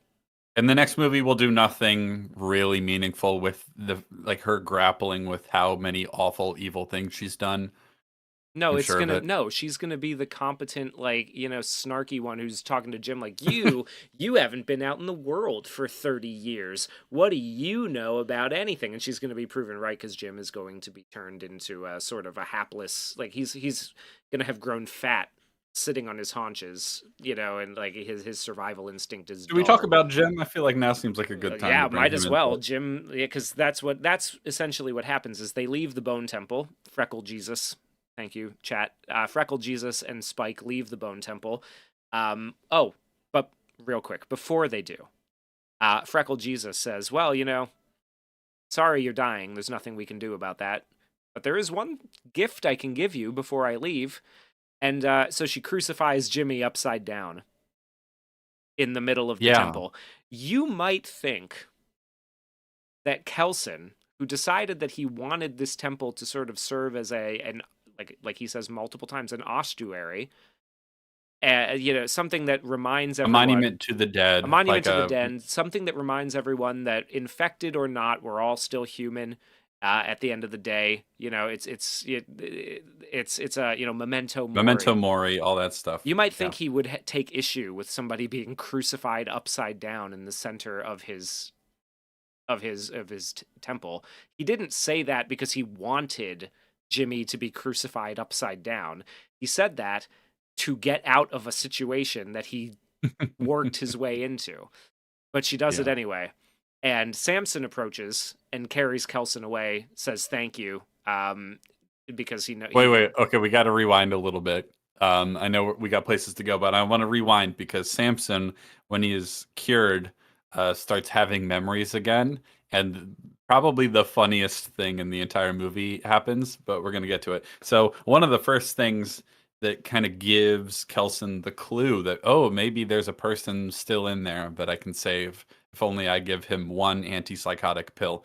Um, and that's when he's zonked out on morphine and they're just like palling around, like me and my zombie friend having a good time looking at stuff. And they're like, he's looking at the moon, and something Samson tells me I'm in for something good. Samson is looking up at the sky and he sees the moon and he says, Moon. "Moon, moon." And Kelson's like, "Oh my gosh, you still have a brain."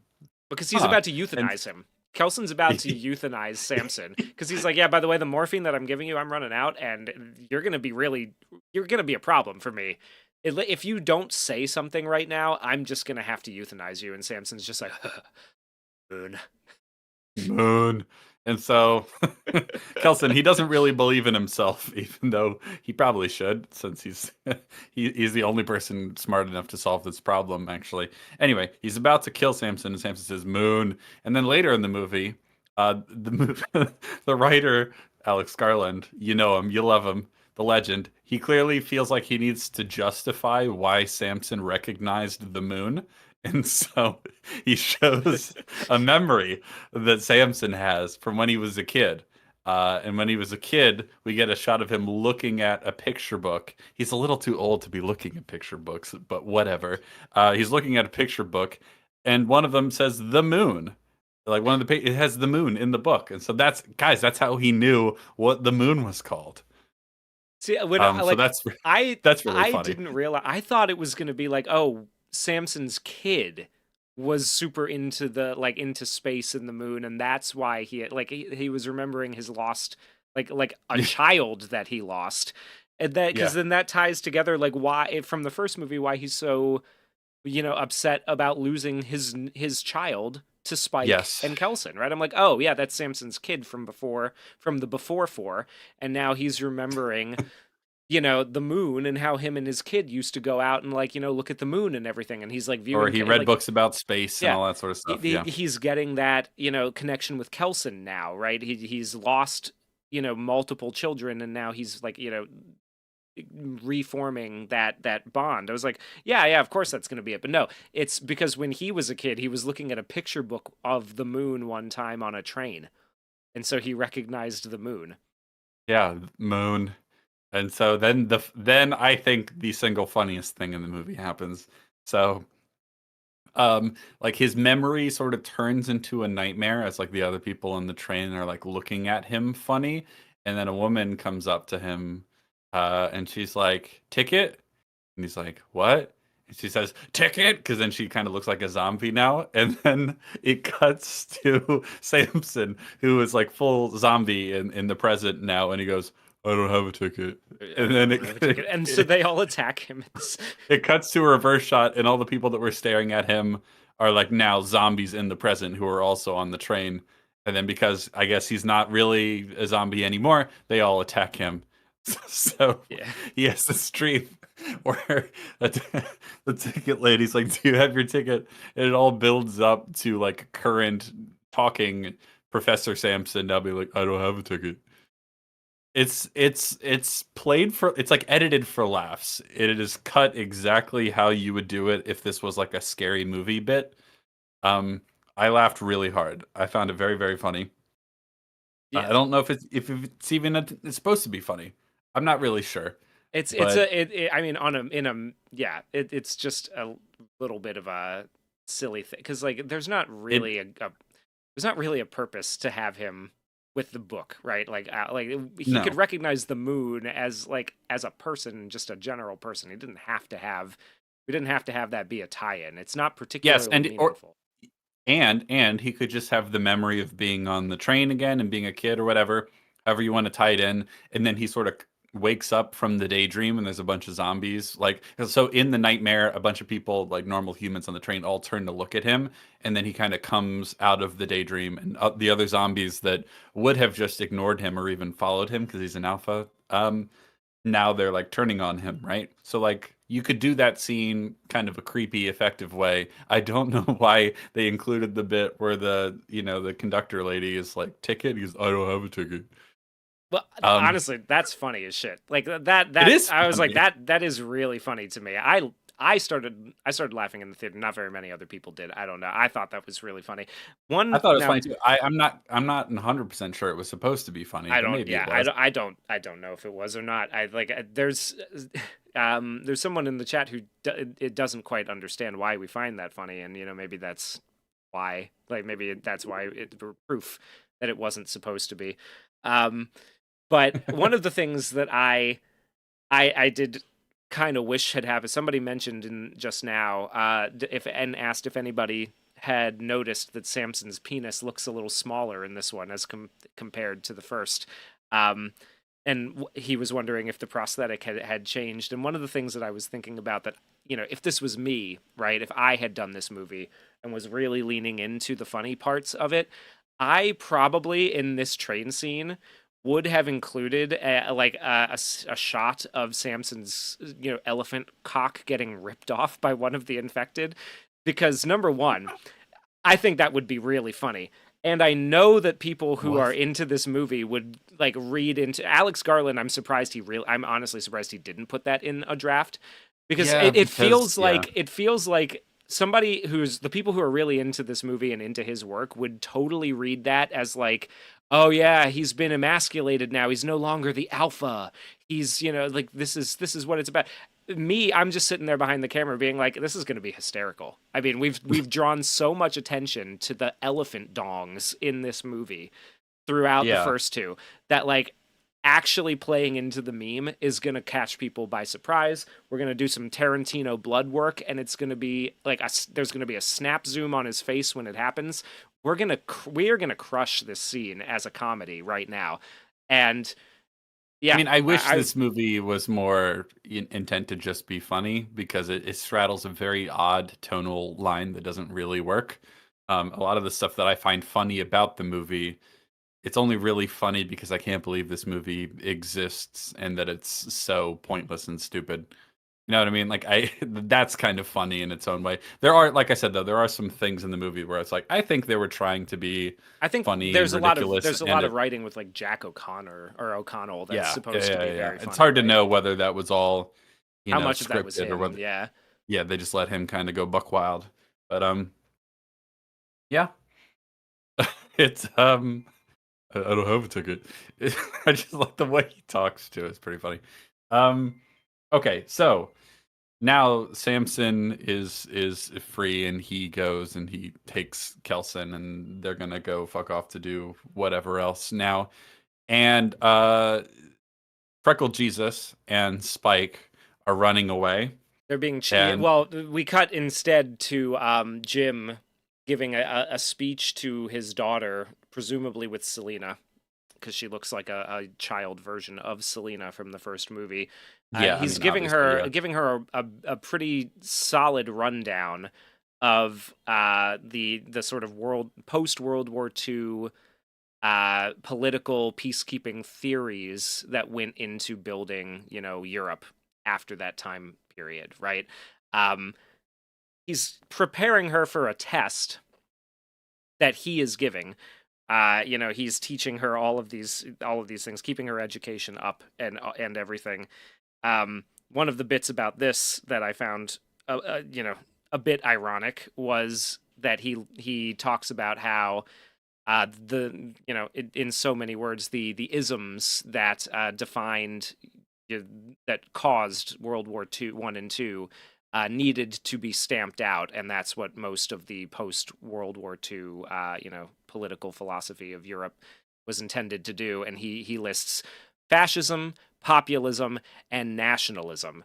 And I just found it a little bit rich that a character who's played by an Irishman who is Irish, he's got the Irish accent, has a problem with nationalism. That Yeah. I found that a little rich, but nothing. That's more of a meta commentary than anything. I don't think that's really Yeah, so that okay, big of so a flaw.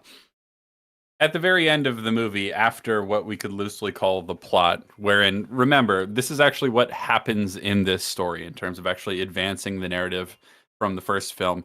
Spike joins the cult, does some awful things, and then he leaves.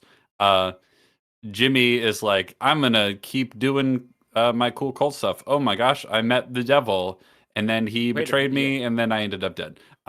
That's his story in a nutshell. Meanwhile, the only thing that really advances the story is that Kelson is like, huh, I wonder if you can cure the rage virus with sedatives and one Dose of antipsychotic pill. antipsychotics. Yeah. I wonder if it's that simple. And then it's like, oh shit, it turns out it is that simple.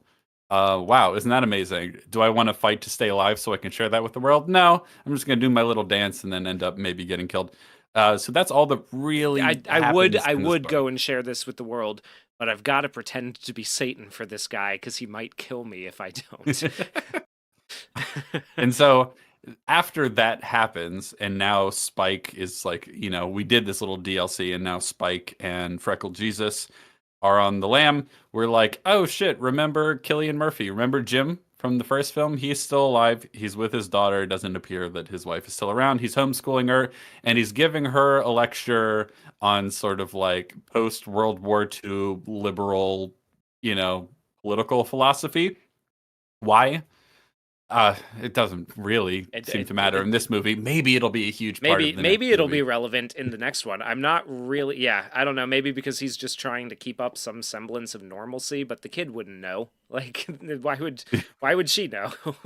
As far Yeah. as she's aware, there's never going to be a Britain, right? So like, it, Yeah. It's a little strange, but then basically they hear a noise and then they go to check it out and they see Spike and Freckle Jesus on the run from zombies and they're like, we're gonna go help them. And that's how the movie ends. yep, Yay. hooray, Yay, we did it. we did it. We made it through. Jim's back, guys. Aren't we all so happy? Who knows if It does Selena's going to be back in the movie? Who knows what happened to the little girl who was with them at the end of the first one? She's not there. It's just Jim and his daughter. Who knows? Good Well, question. Daily Dose asks, does Spike really do some awful stuff, or is he just around when it happens? Well, he does murder a guy to be initiated. That you could argue is self-defense. And then they're going around and torturing and killing people, and he doesn't really try to leave that hard or do anything to stop it. yeah. He's involved in Okay. some awful things. He doesn't actually skin anyone alive himself. So And yeah, so, he doesn't actually get up to any of the torture at the Satanistic torture. He does like I think really the worst that he does once being initiated into the cult because the cultists are attacking him to and he fights back and cuts one of their arteries, and that's what gains him entry as one of the fingers. He ducks out of the charity meeting, which is where they talk about flaying or where they begin flaying the people. um Really the worst thing he does post initiation of the cult is like threaten a pregnant woman for about 5 seconds, and mhm. then that like but he immediately turns that off and says, "Oh, take me with you." And then she punches him in the gut and runs away, and so he just kind of has to go back. um that's really the that, Doesn't and really then do he anything. doesn't do anything. And then That's later that's on, the only other time where he tries to escape, he just kind of gets up while they're all sleeping and tries to walk away. So like those are the only two attempts he really makes. And I thought, like, yeah. at that point when he was trying to escape at the end, I thought we were going to get a bit of him, like, trying to go to Kelson and, Yeah. like, and warn him about what's happening. You would And think so. then maybe they hatch a plan together, there's something that would give him more to do, right? But Yeah. he just gets caught and then brought back, and Freckle Jesus makes an excuse to Jimmy for him, and he continues and just ends up, like, being there watching while his friend It's such a his nothing show. burger. It's a real, Everything with yeah. Spike, it's less, it's less that he does anything particularly awful. It's more that he does nothing. Like, because you would expect, like, if he's going to, like, not really want to be a part of the evil things that they're doing, that senior Jimmy would, Hefe Jimmy would do something about it and, like, say, like, you're not really part of the group, or, like, he doesn't really get in trouble for it, really. You know what I mean? Like, it doesn't result in anything. He's just kind of there to watch as horrible, evil things happen, and then he's like, "All right, I'm out of here." Like, it's that worthless as a sort of plot for the protagonist of the previous film. Like, Yeah. I'm trying to imagine a comparable example. Like, imagine Luke Skywalker had nothing to do in Empire Strikes Back. Like, can you even imagine that? That's how this feels a little Yeah, a bit. little bit. Yeah. God, yeah, it is really bizarre that that this is the sequel that they decided like needed to get made to push the story forward, right? It Like, just feels like no one cared about the story I don't at think all. no, I don't Alex think so. Garland certainly didn't. This is the kind of shit Alex Garland just shat out. Like, clearly there was some pressure for the last one in terms of, like, telling a more conventional story, because he starts to and then flubs it. Yeah. In this one, he just never tries. He wants to, like, Alex Garland has this habit of, like, raising thematic questions and then thinking that's enough. So, like, ooh, Hmm. like, the whole idea of, like, Satanism, or whether, like, the devil's real or whether it's just humanity, like, he, like, brings those up. Characters will say those things, but then we don't really learn or explore these themes at all. And then the movie just sort of ends, and he goes, "Look at that! I did a philosophy." It's like, I'm not so sure you did, but Yeah, okay. I don't know, man. I'm not. I think I'd like a little bit more. Show some more. Write some more, please. You know, get a little more It into just the. it just reeks of like apathy and low effort. Oh, You you know what? know, Georgius is bringing up a good point. The Last Jedi. Finn has fuck all to do, and then the like. yeah. Yeah, If Finn was like the main character of The Force Awakens and he had nothing to do in The Last Jedi, that would be like a perfect example. Um, or if they if they somehow gave Rey nothing to do in The Last Jedi, that would be pretty. That'd be pretty odd, wouldn't it? yeah. It would be kind of strange. Yeah. It is. It is a. Yeah. I mean, it's really. We've gotten through the whole thing. Like this is That's how really. little Yeah. happens. Yeah. So little happens for such a long runtime. It does feel like a massive slog, right? And like, okay, so here's the thing, right? Is Spike does not at any point, you know, because we've been talking about how pretty much useless he is throughout the whole thing. You know, he doesn't really take any action to, you know, try to get away. So when he goes to the pregnant woman who is escaping and asks her to take me with you, right? You would think he might bargain with her because she's not going to be into the idea of helping someone who she perceives as just having flayed her family alive, right? Yes. So you would think that maybe he might bargain with her by saying something like, I know a place. There's an island. It's safe. Yes. There's a causeway. Zombies can't get over it. I Hmm. can take you there. There are women and children There are there. women They and have children there. They have yeah. medicine. They have, yeah, I can take you there. You have to take me with you. He Well, doesn't. they don't have a doctor there actually, which is very stupid. Oh, No, that's right. they're not even training anyone to be a doctor. Yeah, and he They, did, and they he just never. Yeah, yeah. And Kelson, instead of like because he's so he's quirky. so He's quirky eccentric. and all about preserving humanity, right? Like he hasn't made any efforts to go off and become the doctor there.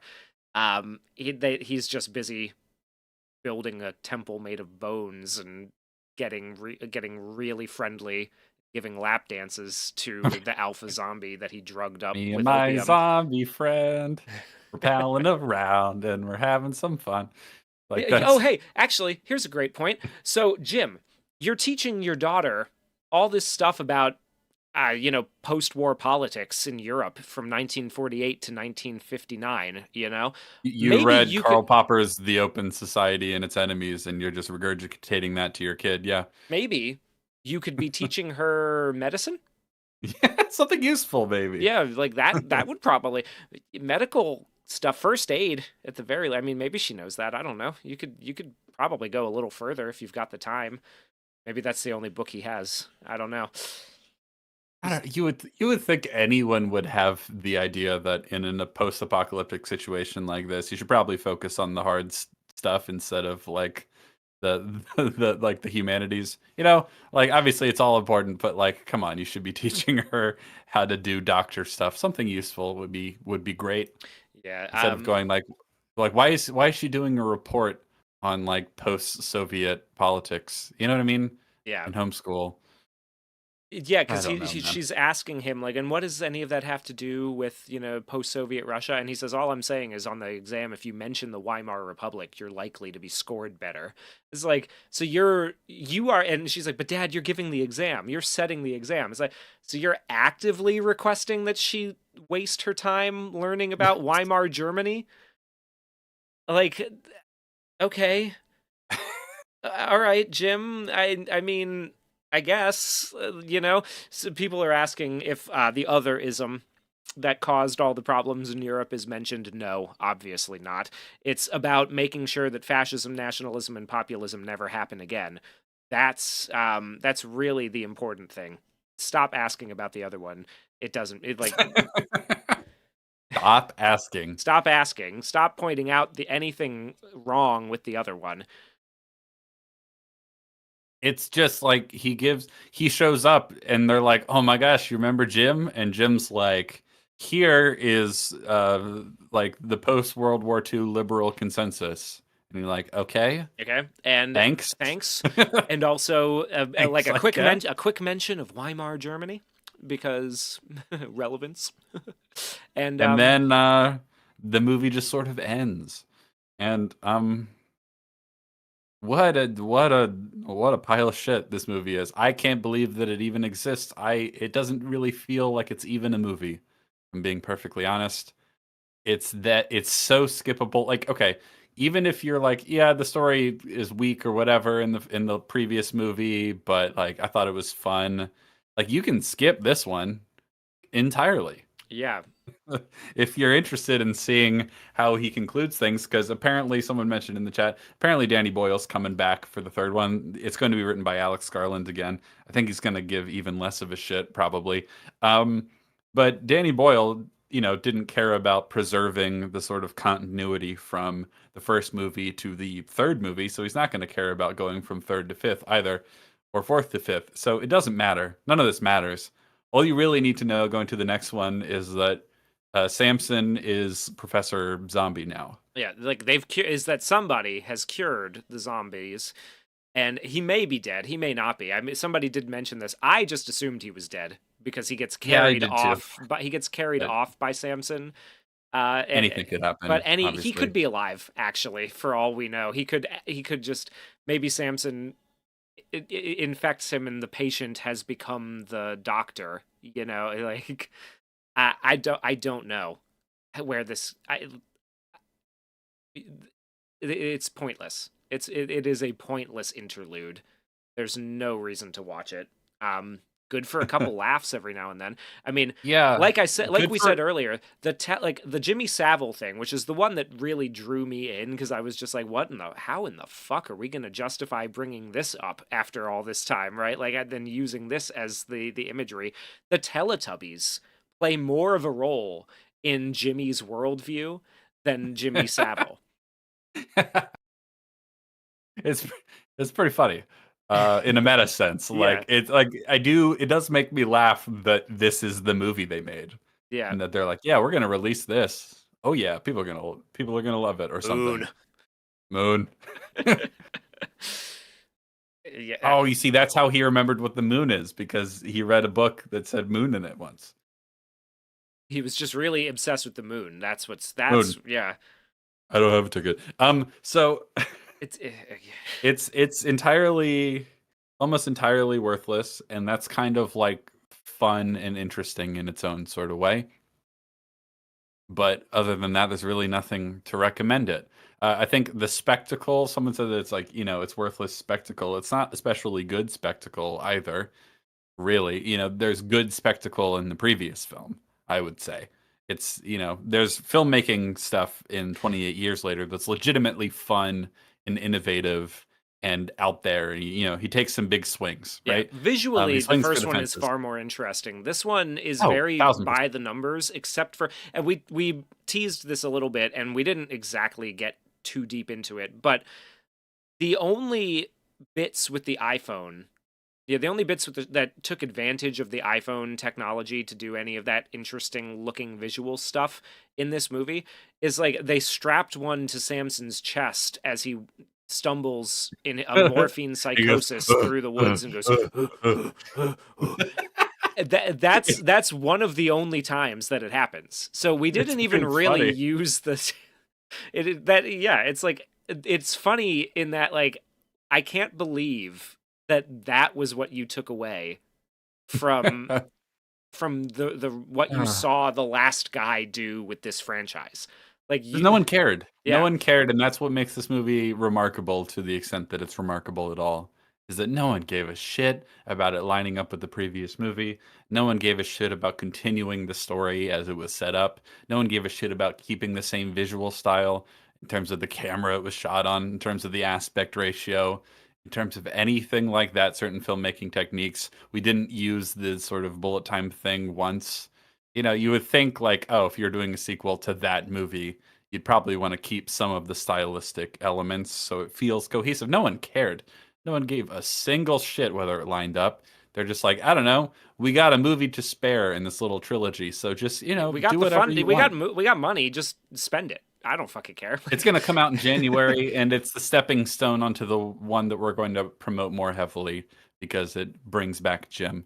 Well, yeah, you can put Jim at the end of your movie just to set it up, like Luke Skywalker at the end of The Force Awakens, but it doesn't matter. Do whatever you want. Who cares? Yeah. Uh, The actor that plays Samson's around. He's available. yeah. Well, yeah. But what else was he? What else was he up to? Really? Like, apart from being confused for Jason Momoa on the Underground every now and then, like I can't imagine what else he's been doing. You know? Yeah. Well, to say that it's wasted opportunity and like wasted potential is to, vastly undersell it. It's it's an unbelievable, worthless pile of crap.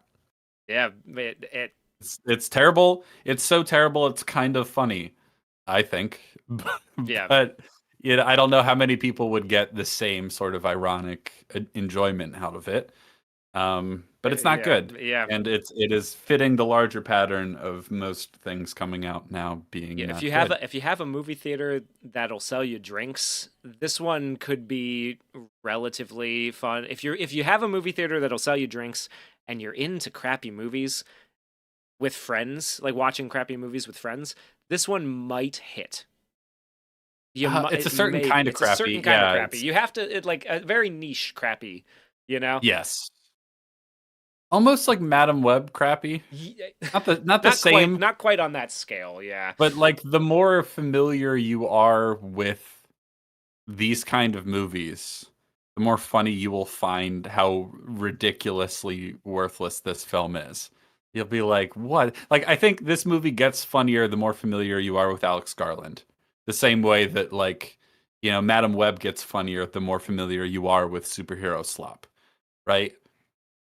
That's what I mean by the similarity Yeah. there. It's a very different kind of movie. There's no lines that are going to make you laugh quite like all the villains' lines in Madam Web, but I think it's funny to zoom out and imagine that this is a real thing that was made. Like that's what makes it Yeah. funny. Yes, I'm with you on this. This is a big how did this get made? If how did this get made still did how did this get made, this one would be that, you know. I think spectacularly would fall into that category. I don't know what the fuck is going on in the chat right now, but there's I just looked over and saw F question. you are in a wheelchair sucking jello. I'm lost. They're having a little fight, and good for them. Keeping it Hey, interesting. you know what? Love to see it. It's something interesting to come out of this movie because this is something that I think of a lot, and I think it applies to many movies being made these days, even the ones that get a ton of praise. Like, okay, so The Bone Temple is getting really good reviews, but like it's not That's getting surprising me, honestly. It is surprising. But I suppose like there's this version of getting really good reviews, like it having a 92% on Rotten Tomatoes, for example. And then there's like movies like, Sinners and One Battle After Another getting really high praise. They're obviously different tiers. But I do think this criticism applies to a lot of what's being made today is that like I don't think a lot of this stuff will stand the test of time at all. No. It'll come out and people are like, wow, that was great. That was one of the best movies of the year. And then it will just utterly kind of forgotten. fade off. Utterly Yes. forgotten by next January. By this October, really. And that is obviously more true of this than it is of Sinners and One Battle After Another, for example. But I think that applies to those movies on a longer time scale. This movie in particular will be utterly forgotten, even by the people that gave it like a 10 out of 10 on IMDb. It will be utterly forgotten and probably rarely, if ever, rewatched 4 months from now. Just gone. Just completely gone. It's like, sometimes you have a meal and it's so good you remember it for days. Sometimes you have a whole, like a really good meal and you remember it for the rest of your life. But every once in a while you're just like, I'll just heat up like some frozen thing or I'll get McDonald's. And you don't remember that 25 minutes after you've had it. That's what the Bone Temple is. Yeah. Essentially. It's one of those. It's like nothing about it will stand the test of time. It's the leftovers from 28 years later that you forgot in the fridge for a week, and you were like, "Oh yeah, that first one was kind of good. I like, yeah, there was something in there. And then you go and you reheat it in the microwave, and you're just like, I don't know. Nah, not hitting. Doesn't reheat well. Get rid of it. That's this movie. It doesn't reheat well. I don't think. Um, yeah, I yeah, not sure what the 92% comes from here. I really don't know what they're latching on I to. think that anything different happened in the movie. What's Like in terms wild to me too is that, like, I expect from the Alex Garland philosophisms that usually show up in his movies, right? yes. There's the critics eat that shit up, right? So Oh yeah. if this had more of that, right, more of the annihilation shit, right, where it's like the Yeah. idea of some themes on top of, the like, then maybe I would understand. This one doesn't even really have that. No. It does it's not it's worthless in the themes department too. Like I allegedly, ostensibly, I would say, the movie is about, you know, the about I see I'm struggling to even say what the movie is ostensibly about. But obviously there's a conflict between Kelson and Jimmy over whether the devil is real or whether evil just comes from human beings. That, like, I guess that's a theme or a question that comes up. But to say that it was explored in any real meaningful way would be quite the stretch.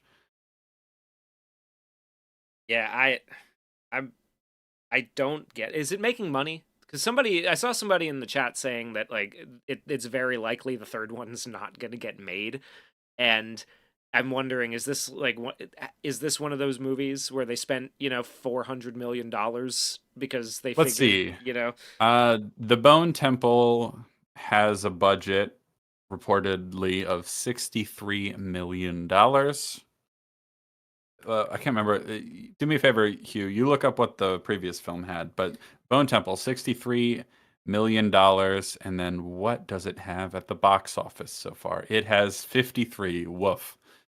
That's not. It's that's not. not great. I mean, No, they that is clearly didn't spend a lot on marketing, so they're probably getting close to true. breaking even. But Well, no, definitely not that, because the theater takes 50%. oh, true. Yeah, never mind. Theater takes between 50 and 60%. So Um, yeah, okay, so the first one was a $60 million budget, and at the box office it was 151 million. So yeah, roughly even. And then that one was marketed a lot heavier, so it sure, it certainly was. probably lost money overall. I think Like, it yeah, did. I think it either did. just broke even or lost money. So And this one is a flop. yeah, this one's not doing great. I mean, Yeah, but like, it doesn't have to make quite as much to break even because they clearly didn't spend much on marketing. But no, it needs to make quite a bit more.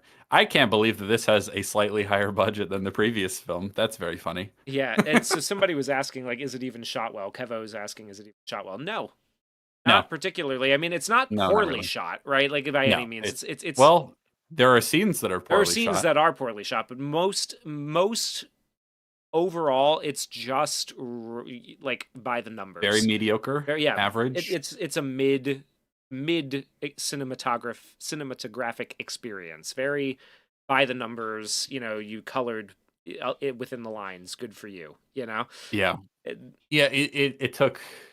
It's remarkably safe in terms of how it's shot compared to the previous film. So it's a clear and sizable step down from the previous film in terms of how it's shot. I've certainly seen uglier movies, but yeah, there's nothing especially remarkable about this except for what clearly doesn't work, and that's like a couple scenes where they were like, "Oh right, the last movie was shot on an iPhone. We'll shoot this scene randomly on an iPhone." And they do it handheld and it's really like glitchy. So I want to talk about that because, I mentioned it before that the iPhone itself is really light. So when you shoot it handheld, it has a tendency to be really jittery unless you have some sort of gimbal or some, Steadicam, some way of stabilizing it. In the previous film, a lot of the stuff that's shot on the iPhone is either on a gimbal to kind of give it a smoother feel, or it's locked off on a tripod or something like that. And then there are a couple scenes where they do like actual real handheld camera work with the iPhone in the previous film. One of them that comes to mind is when he's having the fight with his dad and he like his dad grabs the knife from him and all that stuff. Like that scene, it turns to handheld and the jitteriness is for like maybe a couple seconds on a few shots to sort of heighten the tension. And I think it works pretty well because it gets really, really kind of shaky, like the whole thing is vibrating, and it doesn't do it for very long, and it's at a particularly what's supposed to be a very emotionally heightened moment, right? In this movie, in the very beginning, Spike is fighting one of the other Jimmies for his initiation rights to join the Jimmy cult, and we're cutting back and forth between shots that are on tripods or on dollies or whatever, and then some that are just really kind of all over the place and hectic with the iPhone. They're like really shaky. It's hard to watch. It goes on for a long time. It's very distracting and kind of nauseating. It doesn't really feel super deliberate, like it's meaningfully amplifying the story at all. It's just hard to watch. So that would be an example of something I think is just obviously a step down in terms of how it's Yeah, filmed absolutely. from the previous. A lot of it is just like, oh, you failed to do anything interesting. It's less that it looks bad and more that like, well, this just doesn't look Yeah. especially captivating in any real way. You're not doing anything fun really either. There's not a lot of like Danny Boyle for all his flaws is still taking some pretty big swings when it comes Yeah, to what he's doing. I mean, the yeah, editing alone, splicing in footage from old medieval movies with it's poetry. fun. Yeah, it's fun. It's kind of interesting. Nobody else is really doing that in a movie like this. So, No. and so I it's mean, just oh, so okay. there's like the sort of half circle, bullet time 180 rig that like is handheld, so like four people can carry it, and so you can do like bullet time while moving in like an actual environment. That's a pretty cool, innovative little technique. There's like the GoPros, like they use FPV kind of drones to simulate the flight of an arrow through the air, so it's like the arrow's POV, stuff like that. It's like, oh, that's fun. That's unique. That's stylish. Yeah. You're like, he clearly understands that this is supposed to be a genre film and that genre films can have fun. you Yeah, know? and like I mean even the idea that, as silly as it is that these giant hulking alpha monsters are predatoring people's skulls and spinal columns out of their body, it's fun, Hmm. right? It's fun to Yeah. have that in there. We're going to do a genre movie where we have giant roided out rage monsters with colossal penises, flopping in the wind. Like let's have some fun with it. Let's have the Yeah. predator monster thing. Like let's do that, right? And let's fuck it. Let's have a bunch of Power Rangers dressed as Jimmy Savile come. Like let's have some fun with it, right? Yeah. I Well, that if the story and writing were good, the like crazy wire work um kung fu stuff at the end could be fun in a way that I'd actually like. I would still, you have to change them a lot of things to make that work, yeah but I appreciate that we're trying to do crazy shit. yeah That's that fun. that's fun. That's why, and that's literally the only reason I decided to go see this movie was because I was like, I mean, if you're gonna go that wild, can't imagine what you're gonna do with a sequel. And the poster. As I was looking at the poster while we walked in, it's Ray Fiennes in his Satan makeup, kind of like posed with his arms out, flexing and screaming at the sky while the Hmm. fire like. And I was like, poster's pretty fucking cool. Pretty cool Yeah. poster. He's clearly having a blast, right? Yeah. Um, the Some facts, people have yeah, wondered at various points in the chat, like why we bothered to see this. We've mentioned a couple of reasons. One is that, like, oh, it's getting shockingly good reviews. So I'm like, okay, well, I'm kind of curious if that's just like the first movie or like whether, it's actually good. Because a couple of people who I generally respect the opinions of were like, hey, this is a surprisingly good movie. I'm like, all right, you say so. I'll give it a shot. The other reason is that we're Alex Garland haters, right? We love to hate him. he's such a fascinating writer and cultural figure that we're like, I gotta find out. I have to know. We're Alex Garland completionists. And then the other reason is the way the last movie ends. It's like, well, I don't give a shit about where the story goes because I don't think the character work has been handled well. But it ends so absurdly that I'm like, well, okay, if they're just gonna get crazy absurd and fun, then maybe that could be interesting in its own right. But this is clearly a step down in the absurdity Yeah, in some ways. in Like the some musical ways. number Iron Maiden sequence, that's obviously absurd in a way that like it kind of delivers on the promise of the end of the last movie, but that's really about it. Yeah, well, and Otherwise, again, like, there is a problem with that, right? Is that like that we've established pretty regularly throughout the all of these movies that the infected are drawn to sound, and you might think that blasting Iron Maiden on some massive speakers and lighting up the night like a Kiss pyrotechnics show yeah. might not end well. No, but the writer doesn't care. But the writer, Not like yeah, like that, and even if that did factor in, right? Like, say for example, his goal was like, okay, well, this Satanist guy is clearly bad news. He's threatening, he's got a group of people under his control, under his sway, and he wants me to come in here and pretend like I'm the devil to keep them that way, and he's, threatened to kill me and everything. Well, I have made a friend who is a zombie, who is a leader of zombies. Mhm. Maybe if I make enough noise, they'll come in and get me out of this situation, right? Like if he wants to, like, Yes. maybe that could be some, like, you think maybe he's doing that. No, the writer just kind of ignores that was set up at any point Well, in. one of the reason Jimmy thinks that he is Satan is that he appears to have command over the zombies, right? He has command over the demons, essentially. But then that doesn't really factor in later. Like if in part of his show demonstrating that he's a demon, he like commanded Samson around and everyone else just kind of stood in awe and wonder, that would be interesting. Yeah, But they're like, oh, what if we had like a fun dance number where it's like he's jamming around to Iron Maiden like it's like a Broadway show tunes number. Like, oh, I yeah, mean, okay, I guess it certainly is something. It yeah. certainly is I mean, something that that's you one of the can things that, technically like, put yeah, in a one movie. of the things that convinces girl Jimmy that Kelson is Satan is that she sees him dancing with Samson, like shaking his hand and dapping him up through the through the binoculars, and she's just like, "Holy shit, he's cavorting with a demon!" Wow. So like, if yeah, I don't know, man. I just there's a lot of potential for stuff that could have been interesting, right? But it just feels like nobody gave a shit about putting it, No. like putting it in a good way. Like they have a couple of fun scenes, over the top fun ridiculous scenes, and Because of a couple because of actors a who are couple just like, actors who are yeah, like, yeah, just doing, just having fun, right? Like they're there goofing to off. just goof Yeah. off. And that's great.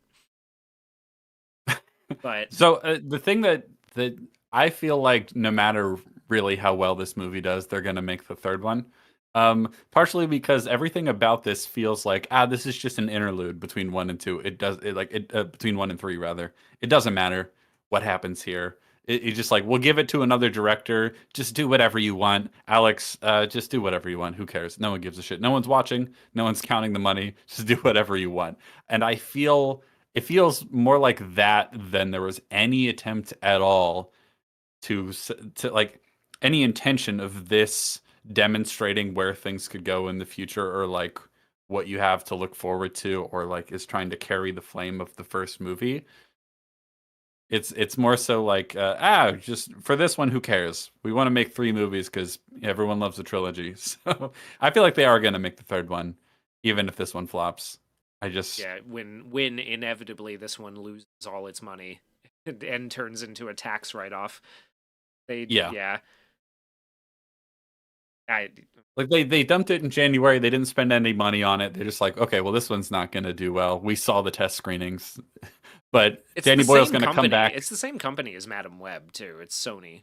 So The good people at Sony, Sony bastion of taste that it is. Yeah, they've sunk plenty of money before, and they're not going to stop now. So Yeah, I Yeah. think there will be a third one, and it'll probably make. I don't know if it'll make less money than this one, but I feel like that they will be a little more insistent that it has a story. You Maybe, know, maybe. I I think like they will. there's so many dangling threads from the last one that played no role. So people were asking earlier, is the dad in the movie at all? No, No. Is the baby that the zombie had in the movie at all? No. no. Is is there any consequence or fallout for the shit that Spike did to this? Like, does he even act as if he has a home to go back to in this movie at all? Like, as if there is an island in the off in the north where the zombies can't get to, and that life continues as normal? No. Is Jim's girlfriend from the last one in the movie? No. Is Jim even really in the movie? No. It's like, so does Jimmy go anywhere? No. It's just it's nothing. If you think about the 28 Years trilogy as like one of these 6 episode TV shows that really it has about as much plot as one movie but has been stretched out, this is a filler episode.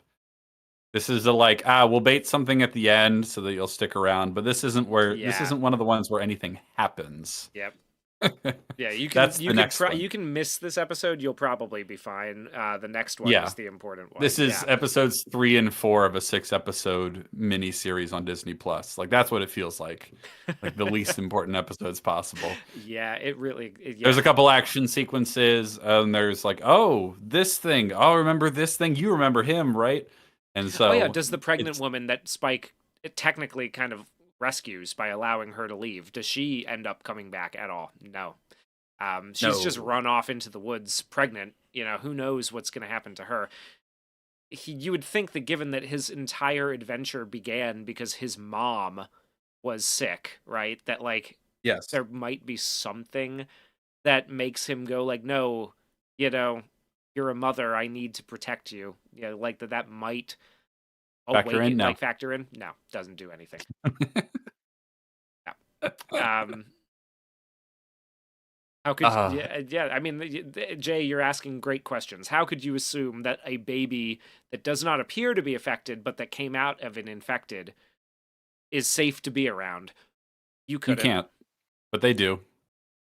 She hasn't even to be fair, you could probably give her even less morphine and even fewer antipsychotics just to make sure that she doesn't end up infected. But no, like you can't assume that, and you wouldn't. It's a little bit like I would assume something similar to what happens in the second movie. In 28 weeks later, where there's somebody who's immune, but she's still a carrier. So Hmm. when her husband kisses her, he gets reinfected, or he gets infected and reignites the entire problem. Like I would assume that that's what's going to happen with that baby.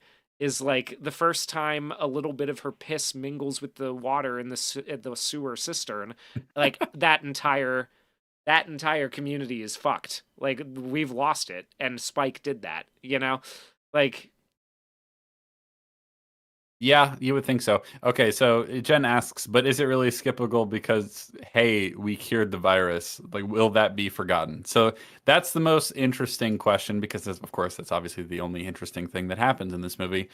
Will the next movie? Okay, I see 2 options, Hugh. You tell me what you think, whether it's one of these two or some secret third thing. Option number one is that Samson is cured now and is proof that zombies can be cured, but he has no idea how he was cured. So we don't actually have a cure going forward.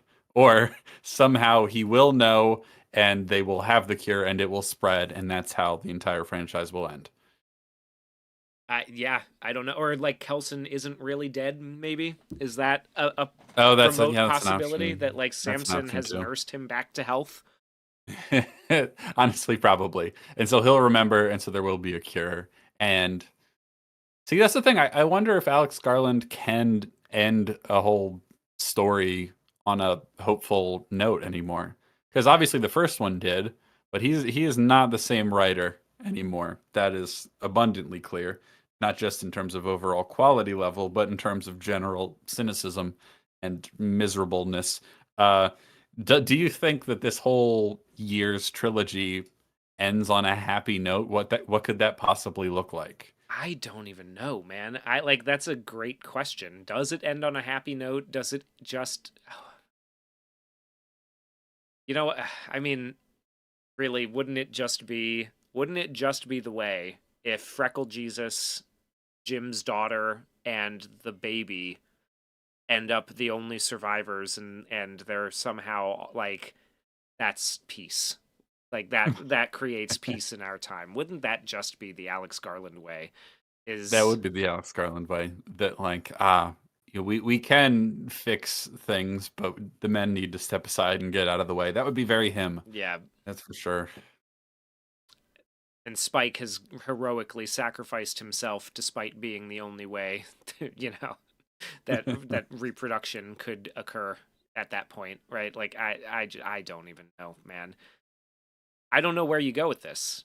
And with all of the wacky, wonky shit that you teased for me at the end of the last one, the only tease is that um, a rather more liberal Jim is here at the end to save my franchise. Like I don't. Yes. That's not doing the same. It's not providing the same hook as deliberately designing your villain to look like a famous mass rapist. It's just not like Yeah. it's just not the same, you know. Yeah. I'm sure I probably will see the final one. I'm not like obviously looking forward to it in any real way, but I just kind of have to know at this point because I just legitimately I find Alex Garland so fascinating. He's Yeah, such a I just hate his work so much.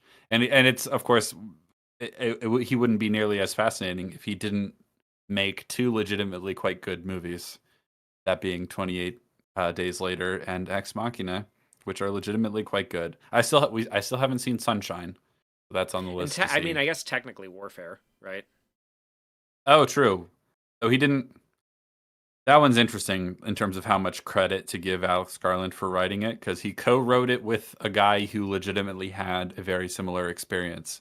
So, like, how much did Alex Garland actually write? It's kind of unclear. He makes it seem like the guy who this actually happened to, the former, I guess, Marine. Uh, he said that Alex Garland helped him figure out how to structure the story and everything like that. But the most of the content did not come from Alex Garland's brain, if that makes sense. But yeah, that is one of the better movies he was involved with. That's for sure. I still think Warfare is a bit like pointless. Like I get the point, but I don't know. It feels like it's the kind of movie you see once and you're like, I never need to see that again. Fine. Wasn't a huge fan of it. I still haven't seen it, so we'll talk about that eventually, as we are Alex Garland completionists. It's just this one did Yeah, we gotta jump the watch. line because of quite a few factors, played Yeah. into that. So people are we're not gonna mention. No, we do not, Jamie. We do not know what we're doing Okay. next week, Jamie, but we'll figure that out and we'll let the But good we'll people figure it know. out. And we Yeah, because will. that's the Bone Temple, and you know what? I'm pretty done with talking about it. Yeah, I have nothing left to say about it. In terms of what's next, we will be streaming on Sunday, but we don't know about what yet. Someone did ask earlier if we intended to cover Iron Lung. Is that what it's called? Is that the Markiplier movie? People have been Yeah. asking me about that a lot. Maybe we should. Maybe we should just. Well, I am going to talk about it with EFAP on Saturday. Oh, okay. But There you go. if you wanna watch it and talk about it on Sunday, maybe that's an option. We'll figure it out. But We could that do a is YouTuber movie double feature with Iron Lung and Shelby Oaks. true because we didn't talk about Shelby Oaks in this channel. We should do that. All right, we're committing to it. That's what we're doing next Sunday. We're going to talk about Shelby Oaks and Markiplier's Iron Lung. It'll be a YouTuber feature, double feature. Nice. And and then Donald's angry as he likes to do, asks about Devs Episode 5. Episode 5 will follow a video about one battle after another and what constitutes propaganda. And That's the general subject matter of now a that it's video. been nominated now that it's very likely going to win, Best Picture, Best Picture. It very much could. I wouldn't be shocked if it did. So roughly before it I'll tell wins you right Best now, it's Picture. not going to be Sinners because that's the funniest outcome, right? Is like, If it's the most awarded movie but actually loses most, sorry, if it's the most nominated movie but actually loses most of them, that would be the funniest option for sure. So yeah, there's a video on One Battle After Another and the subject of propaganda that is on the way, and then devs would be after that. Thank you very much for the super chat. Donald's angry.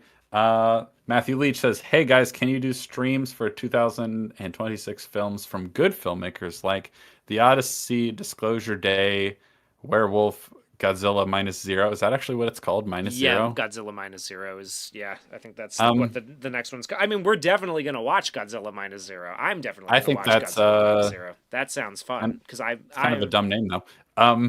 Digger and the Social Reckoning. Okay, so The Odyssey, we will definitely be covering The Odyssey because, oh boy, I can't wait to see what kind of movie that ends up being.